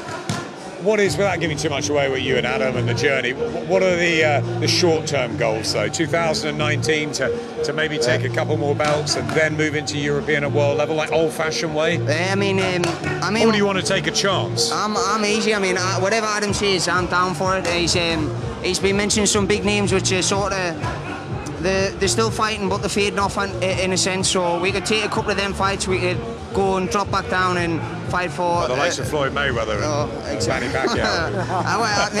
No doubt, I believe I can. I believe with my progression, I can mix it with them all. So I think Mayweather's busy, isn't he? That is the right attitude to have. This guy's talking about mixing it with them all. I mean, listen, who knows what the future's got for you, but it's pretty bright, isn't it? Well, it's heading that way. So fingers crossed, hard work and dedication what I'm putting in is going to pay off, and believe what I have myself and what Adam's got in is going to eventually show. Great seeing you. Congratulations on becoming a dad. Enjoy that as well. Cheers, boss. Give me that back. Fantastic. What a week for him. What a terrific week. His son, Josh Jr. Yeah. You never had a son? Just the daughters? Just girls. That was my curse, so I've got no chance. Would you have called your son Ivanson, or? Why? Why would we do that? Back to the ring, Anthony Crolla with Joe Gallagher, $1 Million Crolla. He is, without doubt, the most popular fighter Manchester has had since Ricky Hatton. I mean, Hatton was unique. Hatton was special. You know, the city of Manchester Stadium, 58,000. But Crolla has had quite a lot of that, hasn't he? That love. He's a big fan of Man United, of course. The players come and watch him. He's a lad, and I get that with Anthony Crolla. You know, it was said about 6 or 7 weeks ago, Joe Gallagher had to have a word with Crolla to get him refocused. And I think, you know what, that's from probably day in, day out, going through the mill in the gym. And sometimes you get a little stale, but then you want to get back in the mix again. I think the successes at the gym with Sniff and so forth, that'll have rejuvenated him to think, right, I want a piece of limelight again. So good on him. I just think you can never underestimate this man. If he's into it, he's into it. He's always got a smile on his face. He's a family man, of course. He's had his ups and downs. We all know the story about the burglary and coming back from that, and then the draw and winning the world title, and then obviously going in with the great Jorge Linares a couple of times. It's been a real storybook, hasn't it? And one that could become a movie one day, Anthony Crolla. What happens now at 31? This is a big fight for him. Final eliminator for the WBA title against Daud Yordan. Do you see him start as favourite here? Yeah, I do see him starting as favourite here. I think that with everything on the line for Anthony Crawler. This really is the last roll of the dice for him at the big time, and I think that the scene's set for him here to produce a big performance. There's going to be a lot of emotions floating around, and Tony Bellew's going into his last ever fight, and Crawler will realise that this could be, you know, one of his last fights if he doesn't get the victory. I'm expecting a big performance. He looked nice and sharp there, nice and relaxed, and yeah, great stuff. Let's bring him in. Yes. Anthony, first of all, what a turnout here, not just for Tony Bellew. I'm sure a few have come to see $1 Million Crawler. You're fairly popular in these parts. Message to the fans, ahead of a big football night as well for the city. Yeah, a huge football night. It's going to be tough in an hour's time, but hopefully we can come away with a result. And so I thank everyone who's come tonight, whether you come to see Tony Bellew, Usyk, myself. Thanks for all coming out. Anthony, 31 now. Of course, you had those great couple of fights with Jorge Linares, really testing yourself at the best. You've had a couple of wins since, including the one over Ricky Burns. Now in the final eliminator for the WBA belt against Daud Yordan, who's a good fighter himself with plenty of experience. Yeah, I'm fighting a very good fighter on Saturday night, and this could be every bit as hard as a world title fight. And I think anyone who knows the boxing knows mine and Daud Yordan's style will gel nice, and I expect fireworks on Saturday night, and I'm ready for war. Like you say, I saw Daud earlier, we're always respectful, and he's a nice guy and that, but we know once that bell goes, everything goes out, you know, everything gets put aside, and we go to war. He's been with Chris John, of course, had the world title for a long time, Celestino Caballero, and this guy has competed at the elite level. So you seeing this as a world title fight? Have you trained that meticulously? Honestly, I train every fight as if it's a world title fight, but yeah, it's giving me that extra edge in training, knowing that if I don't turn up Saturday night, it won't be enough.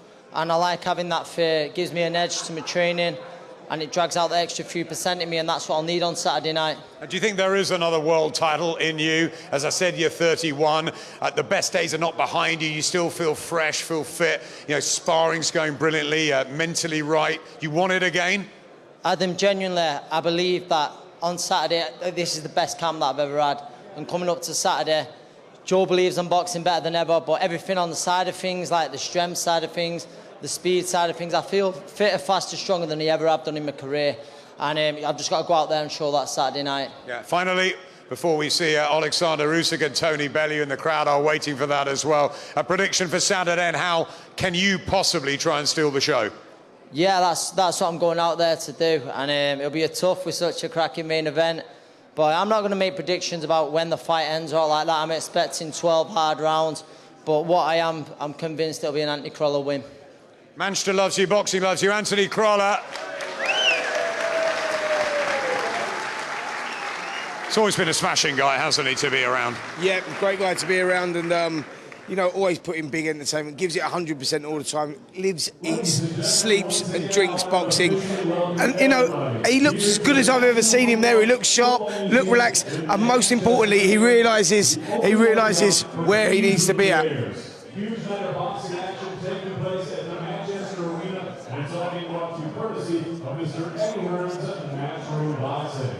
Sponsored by William Hill, StubHub. David Diamante, the master of ceremonies, talking to the crowd as Oleksandr Usyk waits patiently to showcase just a little snippet of the talent that we know he possesses, and the talent that Johnny believes could make him, if not the best, certainly one of the best cruiserweights who's ever lived. I think this guy we're looking at here is something very, very special. People misunderstood, and I'll keep saying it when I'm saying this guy hasn't got the confidence to match his ability. I'm not saying he hasn't got high confidence. What I'm saying is this guy is potentially brilliant. This guy doesn't realise how brilliant he can be, and he's confident now. He can fight. If there's a time for Tony Bellew to fight him, it's now, before he knows exactly what he's doing. Oleksandr Usyk.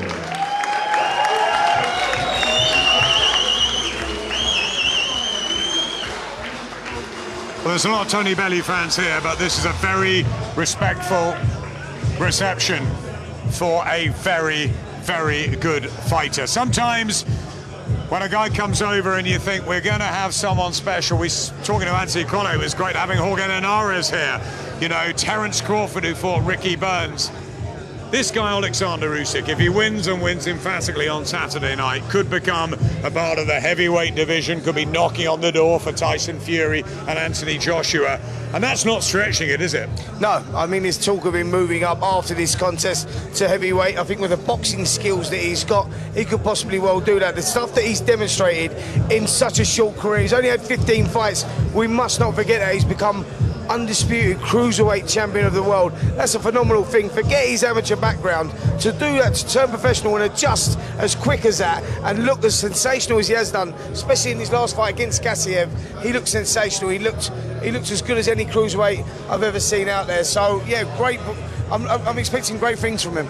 Johnny and I have seen him in sparring camps before with Vladimir Klitschko. I remember one session where you looked at me and said, this guy's really good, and I don't think Vladimir wanted too much more of him. I think it was a couple of rounds and he was showcasing southpaw skills and speed, and he looked electric. Do you remember that? He did. He twisted Vladimir up in that sparring session. Vladimir, you know, if you've got the press there, you've got your sparring partners, you want to look good in front of them. Vladimir couldn't handle this young man. They escorted him out of the gym, not just got him out of the ring because they didn't want us to speak to him. This guy was like, he's very relaxed, he's very jovial, he's very matter of fact. He was then and he is now whilst he's over here. And he's got so much talent for a big unit, you just wouldn't believe it. Yeah, for a big guy, and the athleticism he's got is second to none. You don't see it in heavyweights, you don't see it in cruiserweights, but when it's there, it stands out. Yeah, he seems very light on his feet, doesn't he? And very mobile, and he's meticulous in his training as well. Very unusual training techniques that he has as well, and quite a relaxed approach in his training, really. It's very different, very unusual to the conventional fighter, and yeah, very impressive. And I think, yeah, we could be looking at a possible star of the future. I think there's a massive stepping stone here against the experienced Tony Bellew, really do. Yeah, meanwhile, down at ringside, here he is. There's all the smiles. You good? You good? It's always a bit strange with Tony this side of the ropes because obviously he's part of the Sky team and he helps us with so much analysis and punditry as well. Well, the punditry is our job on Saturday night. You've got to get in the ring with him. Yes. What's it like being close today? What are you looking for? Anything? He looks great. Looks really relaxed, nice and calm. So he's got a fair bit of gear on, but it's to be expected. He struggles to make weight the same as everybody else who has to be. The best thing looking at this, Adam, we're heavyweights in shape. Heavyweights who have to make weight. Heavyweights who are in phenomenal shape. How has the weight making been in the long camp that you've had? Haven't had to make it for a couple of years. Yeah. Do you feel strong and right now, 3 days away? Great. No problems. There's problems at the start of camp, but right now it's good. It's all good. I'm just looking forward to testing myself against this animal. This unbeaten beast, never known defeat, moves like a middleweight. How good do you think he is? And you've studied boxing and the history. How good do you think he is? The only thing I know, he's amazing at what he does. That's when he's allowed to do what he wants to do. How long can you do that? Shows some weaknesses if you study him enough. Shows an awful lot of weaknesses too. Don't get me wrong, I show many more than he does. But can he exploit them? I don't know, we'll see. I have something that he doesn't have, and people will say, Tony Bellew's not a puncher. He doesn't punch harder than Gassiev. I'm not saying I do, but you know what? I don't need to punch harder than Gassiev. I just need to hit him more than Gassiev hits him. Break it down. I'm not going to stand there like a punch bag. At no point in this fight, at no single moment will he rattle 5 punch combinations off on my head and I will stand there like this. That can't happen. That will never happen in my lifetime. No one has ever hit me with a 5 punch combination and not got one back. Going in with the different animalness, and he's going in with someone who truly, genuinely believes for once. He's outstanding. I look at him. If I wasn't fighting him, I'd be clapping. I'm a fan. Adam, how could you not? Guy's won every single thing he can win in the boxing, amateur and pro. He's the only fighter in the history of boxing to do it. Every single thing in the amateurs, he won. Every single belt he could possibly lift in the professional ranks, he's lifted. What is there to dislike? He's great. It's great to have him here, isn't it? Isn't this a fantastic insight? it's a perfect, as I said, you know, Tony and Tyson Fury are two active fighters that know this fight game inside out. And if there's a way to fight, if there's a way to beat this man, this guy's going to find it. If there's a way to, it's a narrow line, it's a narrow avenue, but he'll find it. Let's turn our attention to Usyk and what we like about him in a ring. I think I like his athleticism. I like he's very strong, he's very relaxed, he's southpaw. He now stands a lot more square on than what he used to do. I think he's trying to become more exciting, I think he's trying to become more effective. But he stands a lot more square on. He can't afford to do that with Tony, because if he does, Tony will find a weakness and square him off. Yeah, Tony's very effective. Tony's very, very educated in what he does as well. He's very effective at drawing people on. We know Tony's got a big left hook. He's going to be trying to pop that jab out. He's going to be trying to put the right hand over, pulling him on to that left hook. But Usyk is so smart inside those ropes. And he looks in great shape, doesn't he? He looks phenomenal.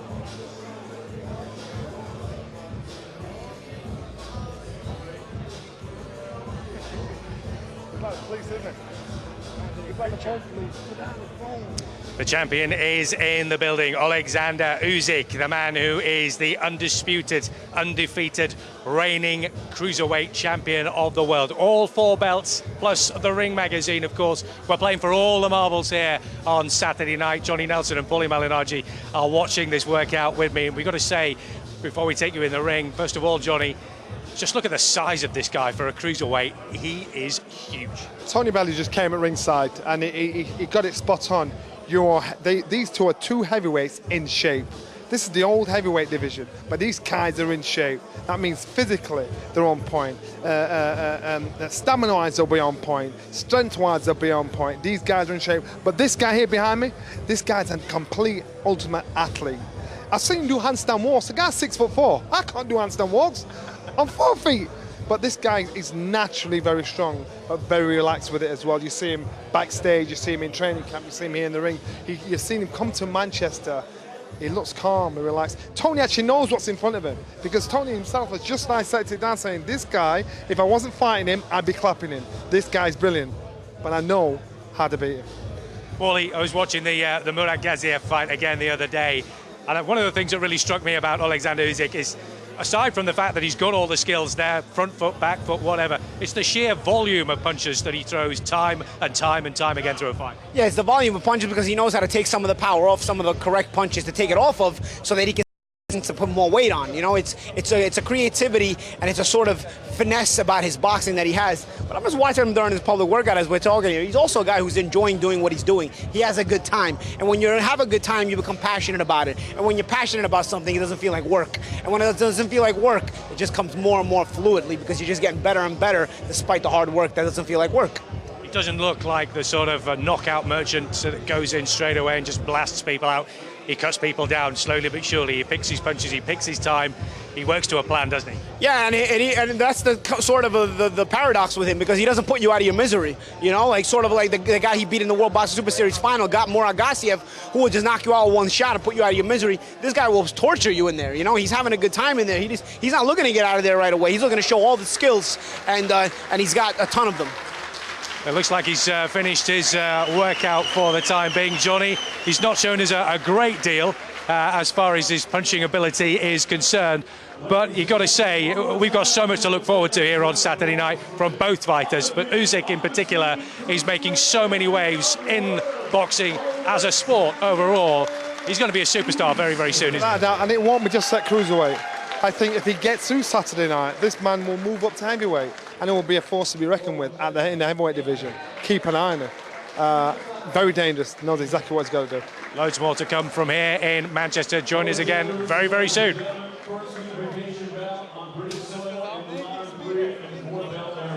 And now, introducing to the ring, his opponent from Liverpool. Please welcome the former Commonwealth and British European champion and the former WBC Cruiserweight champion of the world, Tony the Bellew.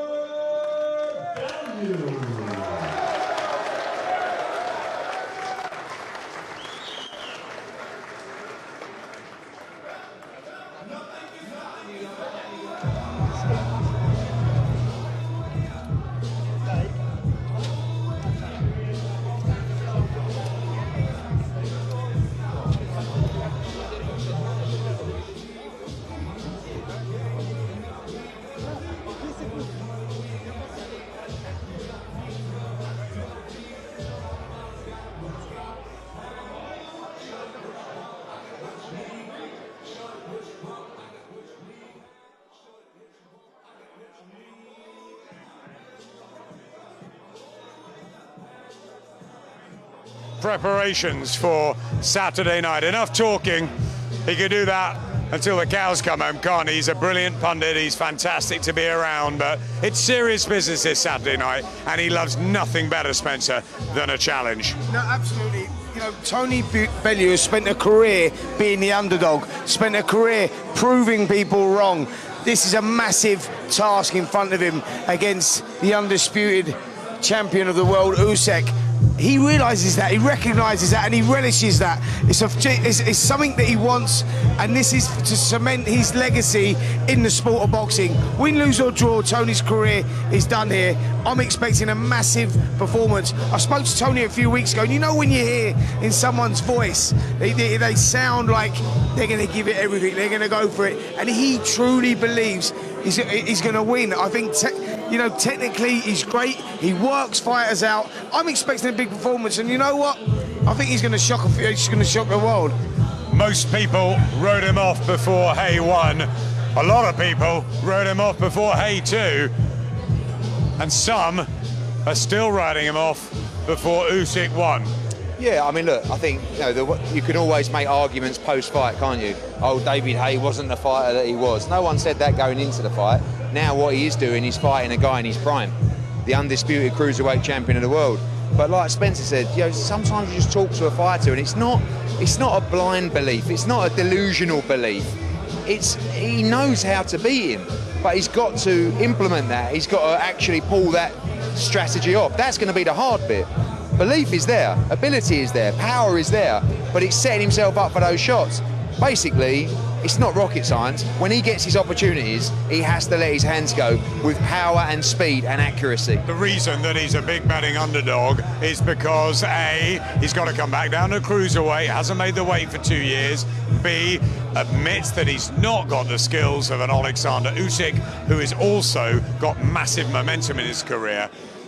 And 3, I think, the southpaw rhythm as well. That's a big thing to have to contest with. It is. The weight I wouldn't worry about too much. You know, when you talk about a guy who's come up from 175 pound, and I mean, I was there when he used to make 175 pound. It wasn't pretty, you know. And to think now, you know, he looks fantastic. I mean, at heavyweight, he was a bit fleshy, but he had he had no targets.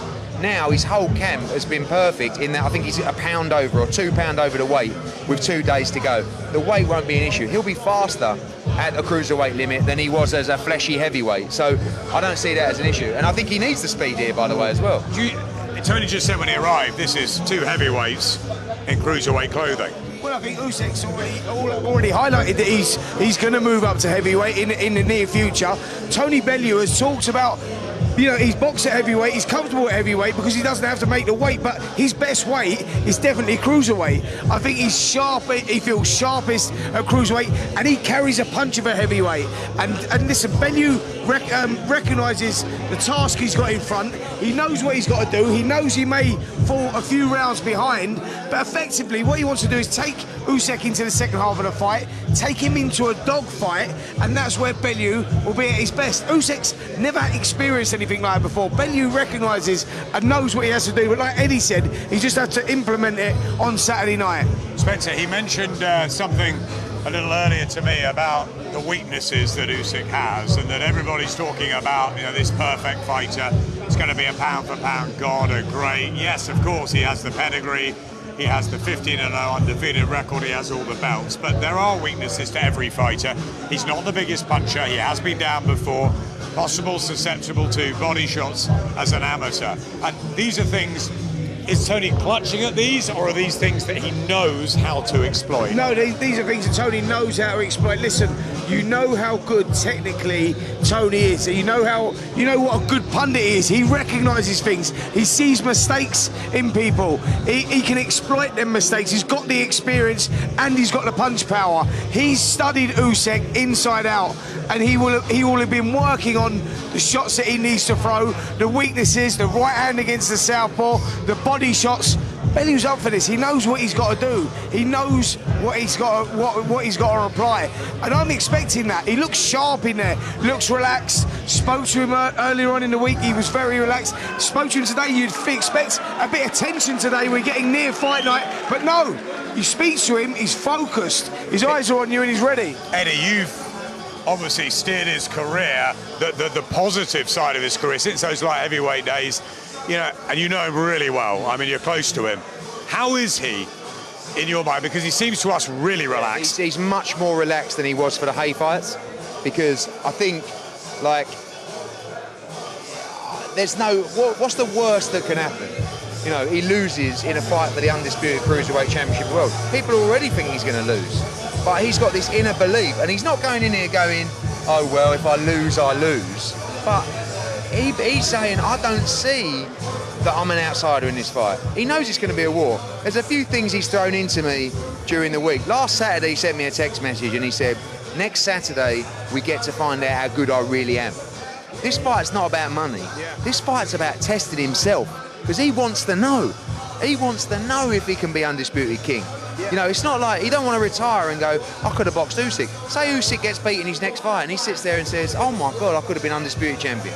This is about legacy. This is about finding out if I can do it, testing yourself. He's made the money, that's done. That job's done. He could never spend his money, especially the way Tony Bellew spends money. But this is more about, can I do it? Can I do it? I want to personally test myself to go down as an all-time legend. And if he wins this fight, he is up there with the Calzaghes, you know, all these Nads, all these British greats that have gone on and won British, Commonwealth, European, world, and become undisputed champion. There's never been an undisputed fight in this country. This is everything, this fight. It doesn't get any bigger. Yeah, I think he surpasses that. I think he surpasses them guys. If he comes through this test against this monster Usyk on Saturday night, I think he surpasses what everyone else has achieved, winning this undisputed.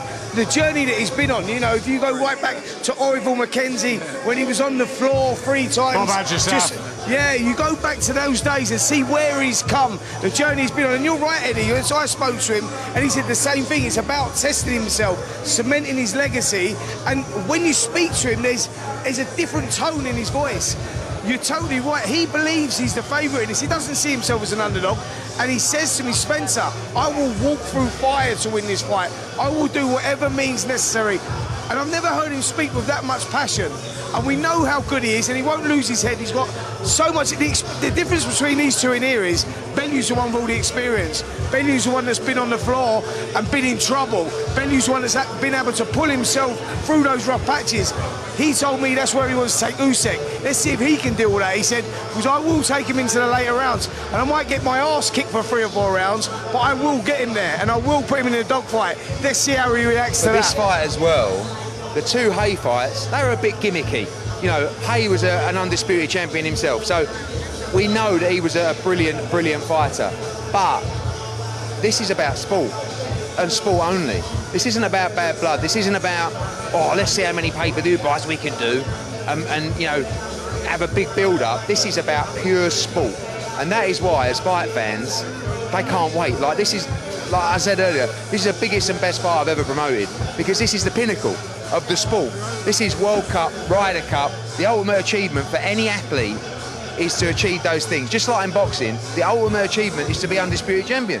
And can you believe Tony Bellew could become undisputed champion on Saturday? We've only got a quick minute here, but in that minute, I want you to tell me why, without your Tony Bellew hat on, it's important from a boxing point of view, and win or lose, what happens next for both fighters?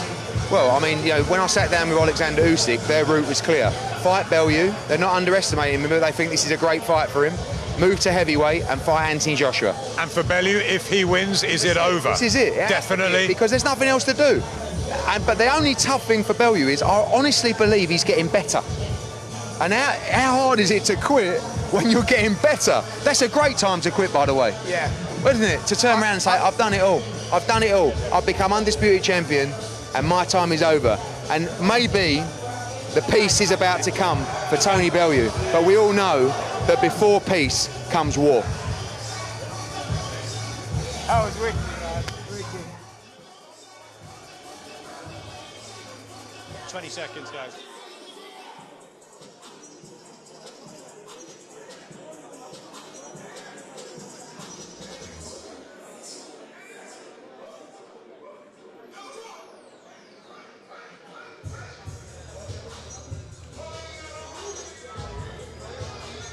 Tony Bellew is beginning his workout here at the National Football Museum in the city centre of Manchester, just a stone's throw from the arena where the fight itself will take place, as Tony Bellew bids to take all the marbles of Oleksandr Usyk. I'm joined by Matt Macklin and Paulie Malignaggi. We'll take you into the ring and show you as Tony Bellew gets put through his paces by his trainer Dave Caldwell. And that in particular, Matt, is a relationship that has blossomed fantastically in the years that those two have been together, hasn't it? Yeah, I mean, I had a few trainers in my own career, as you know, Fraser, but I think it's important. It's not always who's the best trainer, it's who's the best trainer for you. It's a marriage. Some people click and certain people, certain trainers can exploit your attributes, your physical assets.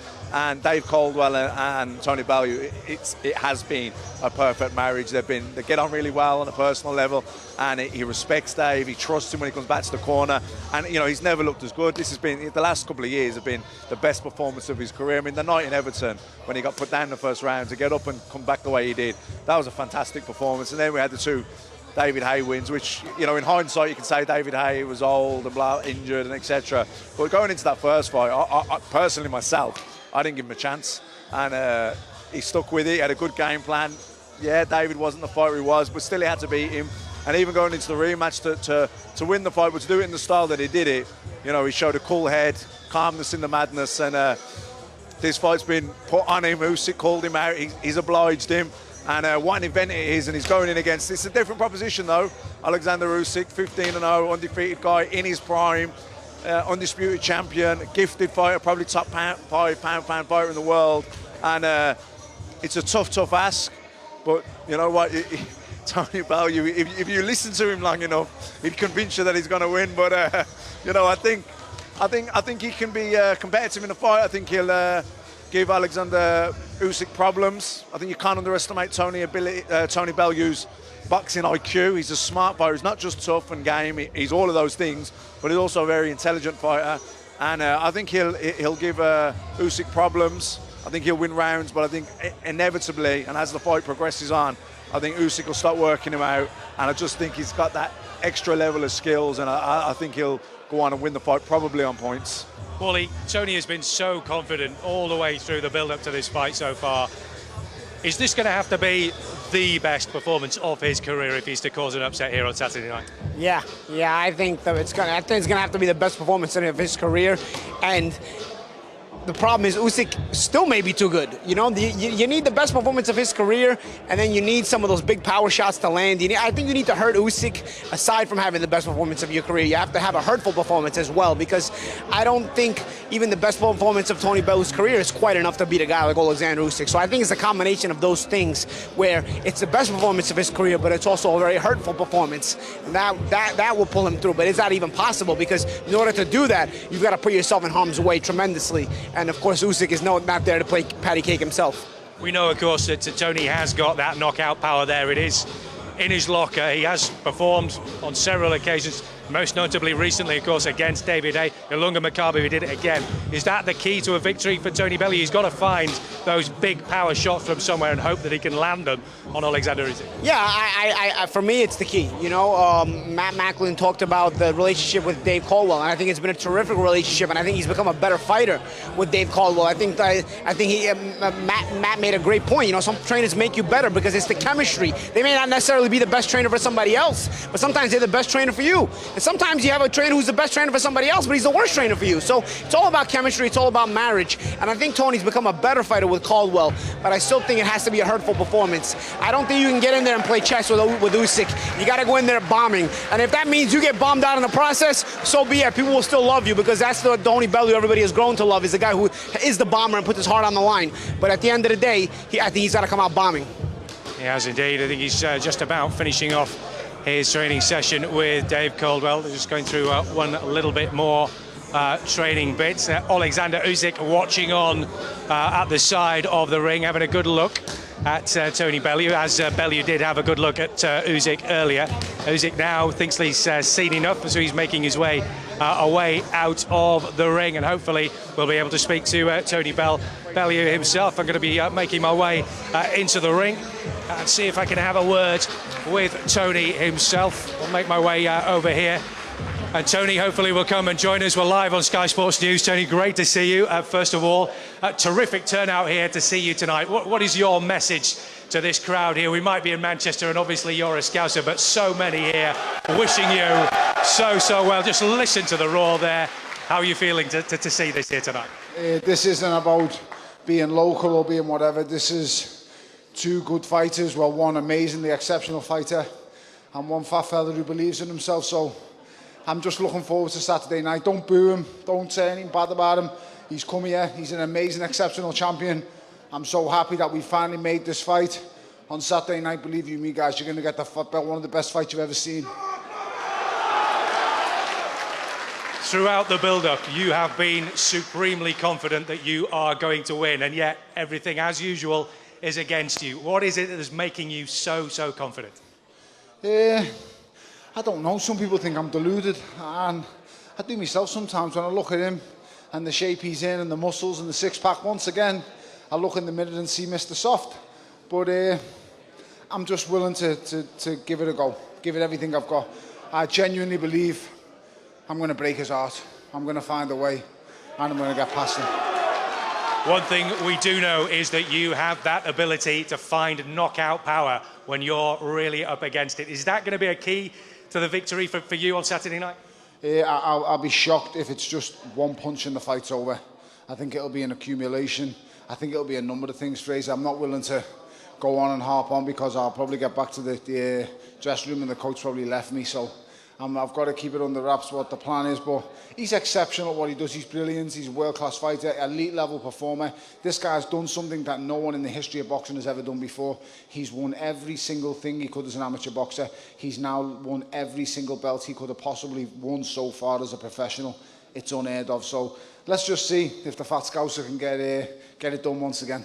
You always love being the underdog. You always seem to find a way. Yep, I always do, against all the odds. I take an awful lot from the big fights I've been in, going and beating David Hay, not once but twice. The amount of pressure on me going into the Goodison Park fight, nothing can equal the pressure I felt that night. Nothing can even get close, Fraser. So there is no pressure on me going into this. The megastar has turned up. The superstar is here, so leave him to do what he's doing and let him juggle the balls, let him do his crazy dances. He looks great, but mate, I'm going to punch him in the face with everything I've got on Saturday night. Just one final message then for everybody here, for everybody watching live. What are you going to promise us on Saturday night? Blood and pain. And them 4 belts are coming home with me. Tony, we wish you the very best of luck. Thank you very much indeed for joining us. Tony Bellew with a terrific reception here in Manchester as he's been fighting at the National Football Stadium. But it is all on Saturday night here, just a stone's throw from this very building at the arena. Somebody will be going away with all the marbles. Somebody will be going away as undisputed Cruiserweight champion of the world.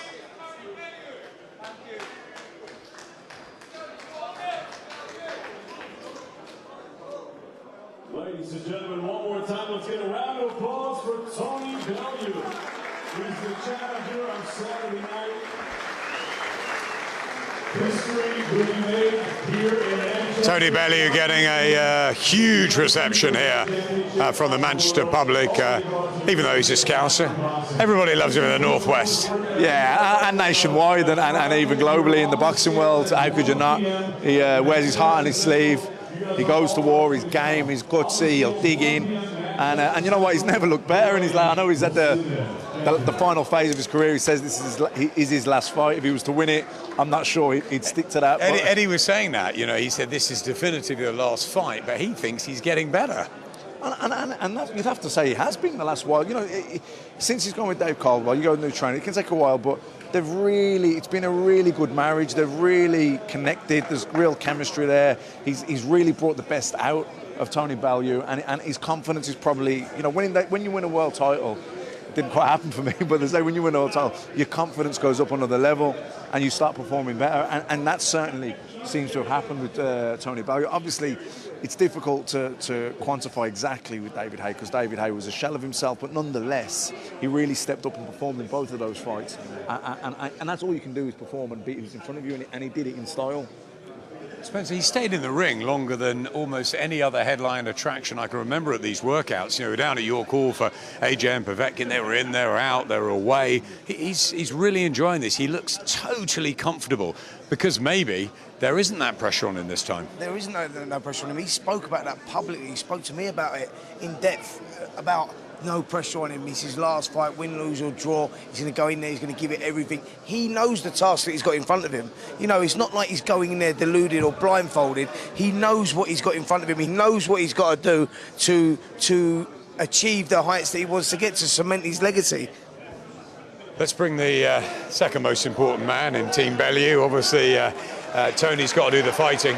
Dave Caldwell, you've had him for a while. It's been a massive success story. Would Saturday night be the icing on the cake as he joins you alongside? Yeah, icing on the cake, fairy tale ending, whatever you want to call it. It's just a continuation of what we've done. You know, another win. That's all that needs to happen. You've kept proving people wrong. Yeah. Makabu, Haye 1, Haye 2. Do you know what? It's not about proving people wrong. It's about proving himself right every time, because he's the one that believes in himself. So it doesn't matter what anybody else thinks. As long as he backs up his boss and he proves himself right, it doesn't matter. Eddie told me this is definitively Tony's last fight, but he did say he's getting better. So how can you tell a guy to stop fighting when he's improving? Because he'll have achieved everything. You can't get no bigger than this. This is the undisputed championship of the world. You know, he's collected every belt out there against a man that nobody thinks he's going to beat. So what else is there to do? Why? Why hang around? Ride off into the sunset and enjoy. You put this guy through so much in the last 12, 14 weeks. Has everything gone right for you? Are you happy as you possibly could be 3 days out? Every camp that we have ever had, if anybody says to you it's a perfect camp, they're lying. No boxer out there. Matt's there, Spencer's there. Every fight that they ever had, there's always. It's not possible to have a perfect, because what you're doing, you're beating your body up every single day. You can't have a day without niggles. You can't have a day where you feel tired. Same as every camp that we've had, but we've had so many of these camps and the job gets done. It's been a good camp, same as Makabu, same as the Haye fights. It's a good camp, and we got great wins in all them fights as well. So this is going to be the exact same. Tony, you seem so relaxed, so at ease, very different to how you were before both of the David Haye fights, where there was needle, there was anger, bitterness, all of that. It's a different Tony Bellew. Is it a Tony Bellew who's got not pressure on his shoulders? There's nothing to lose here? In every defining fight I've ever gone into, Adam, in my whole career, I've always been the underdog. Every single one. Cleverly too.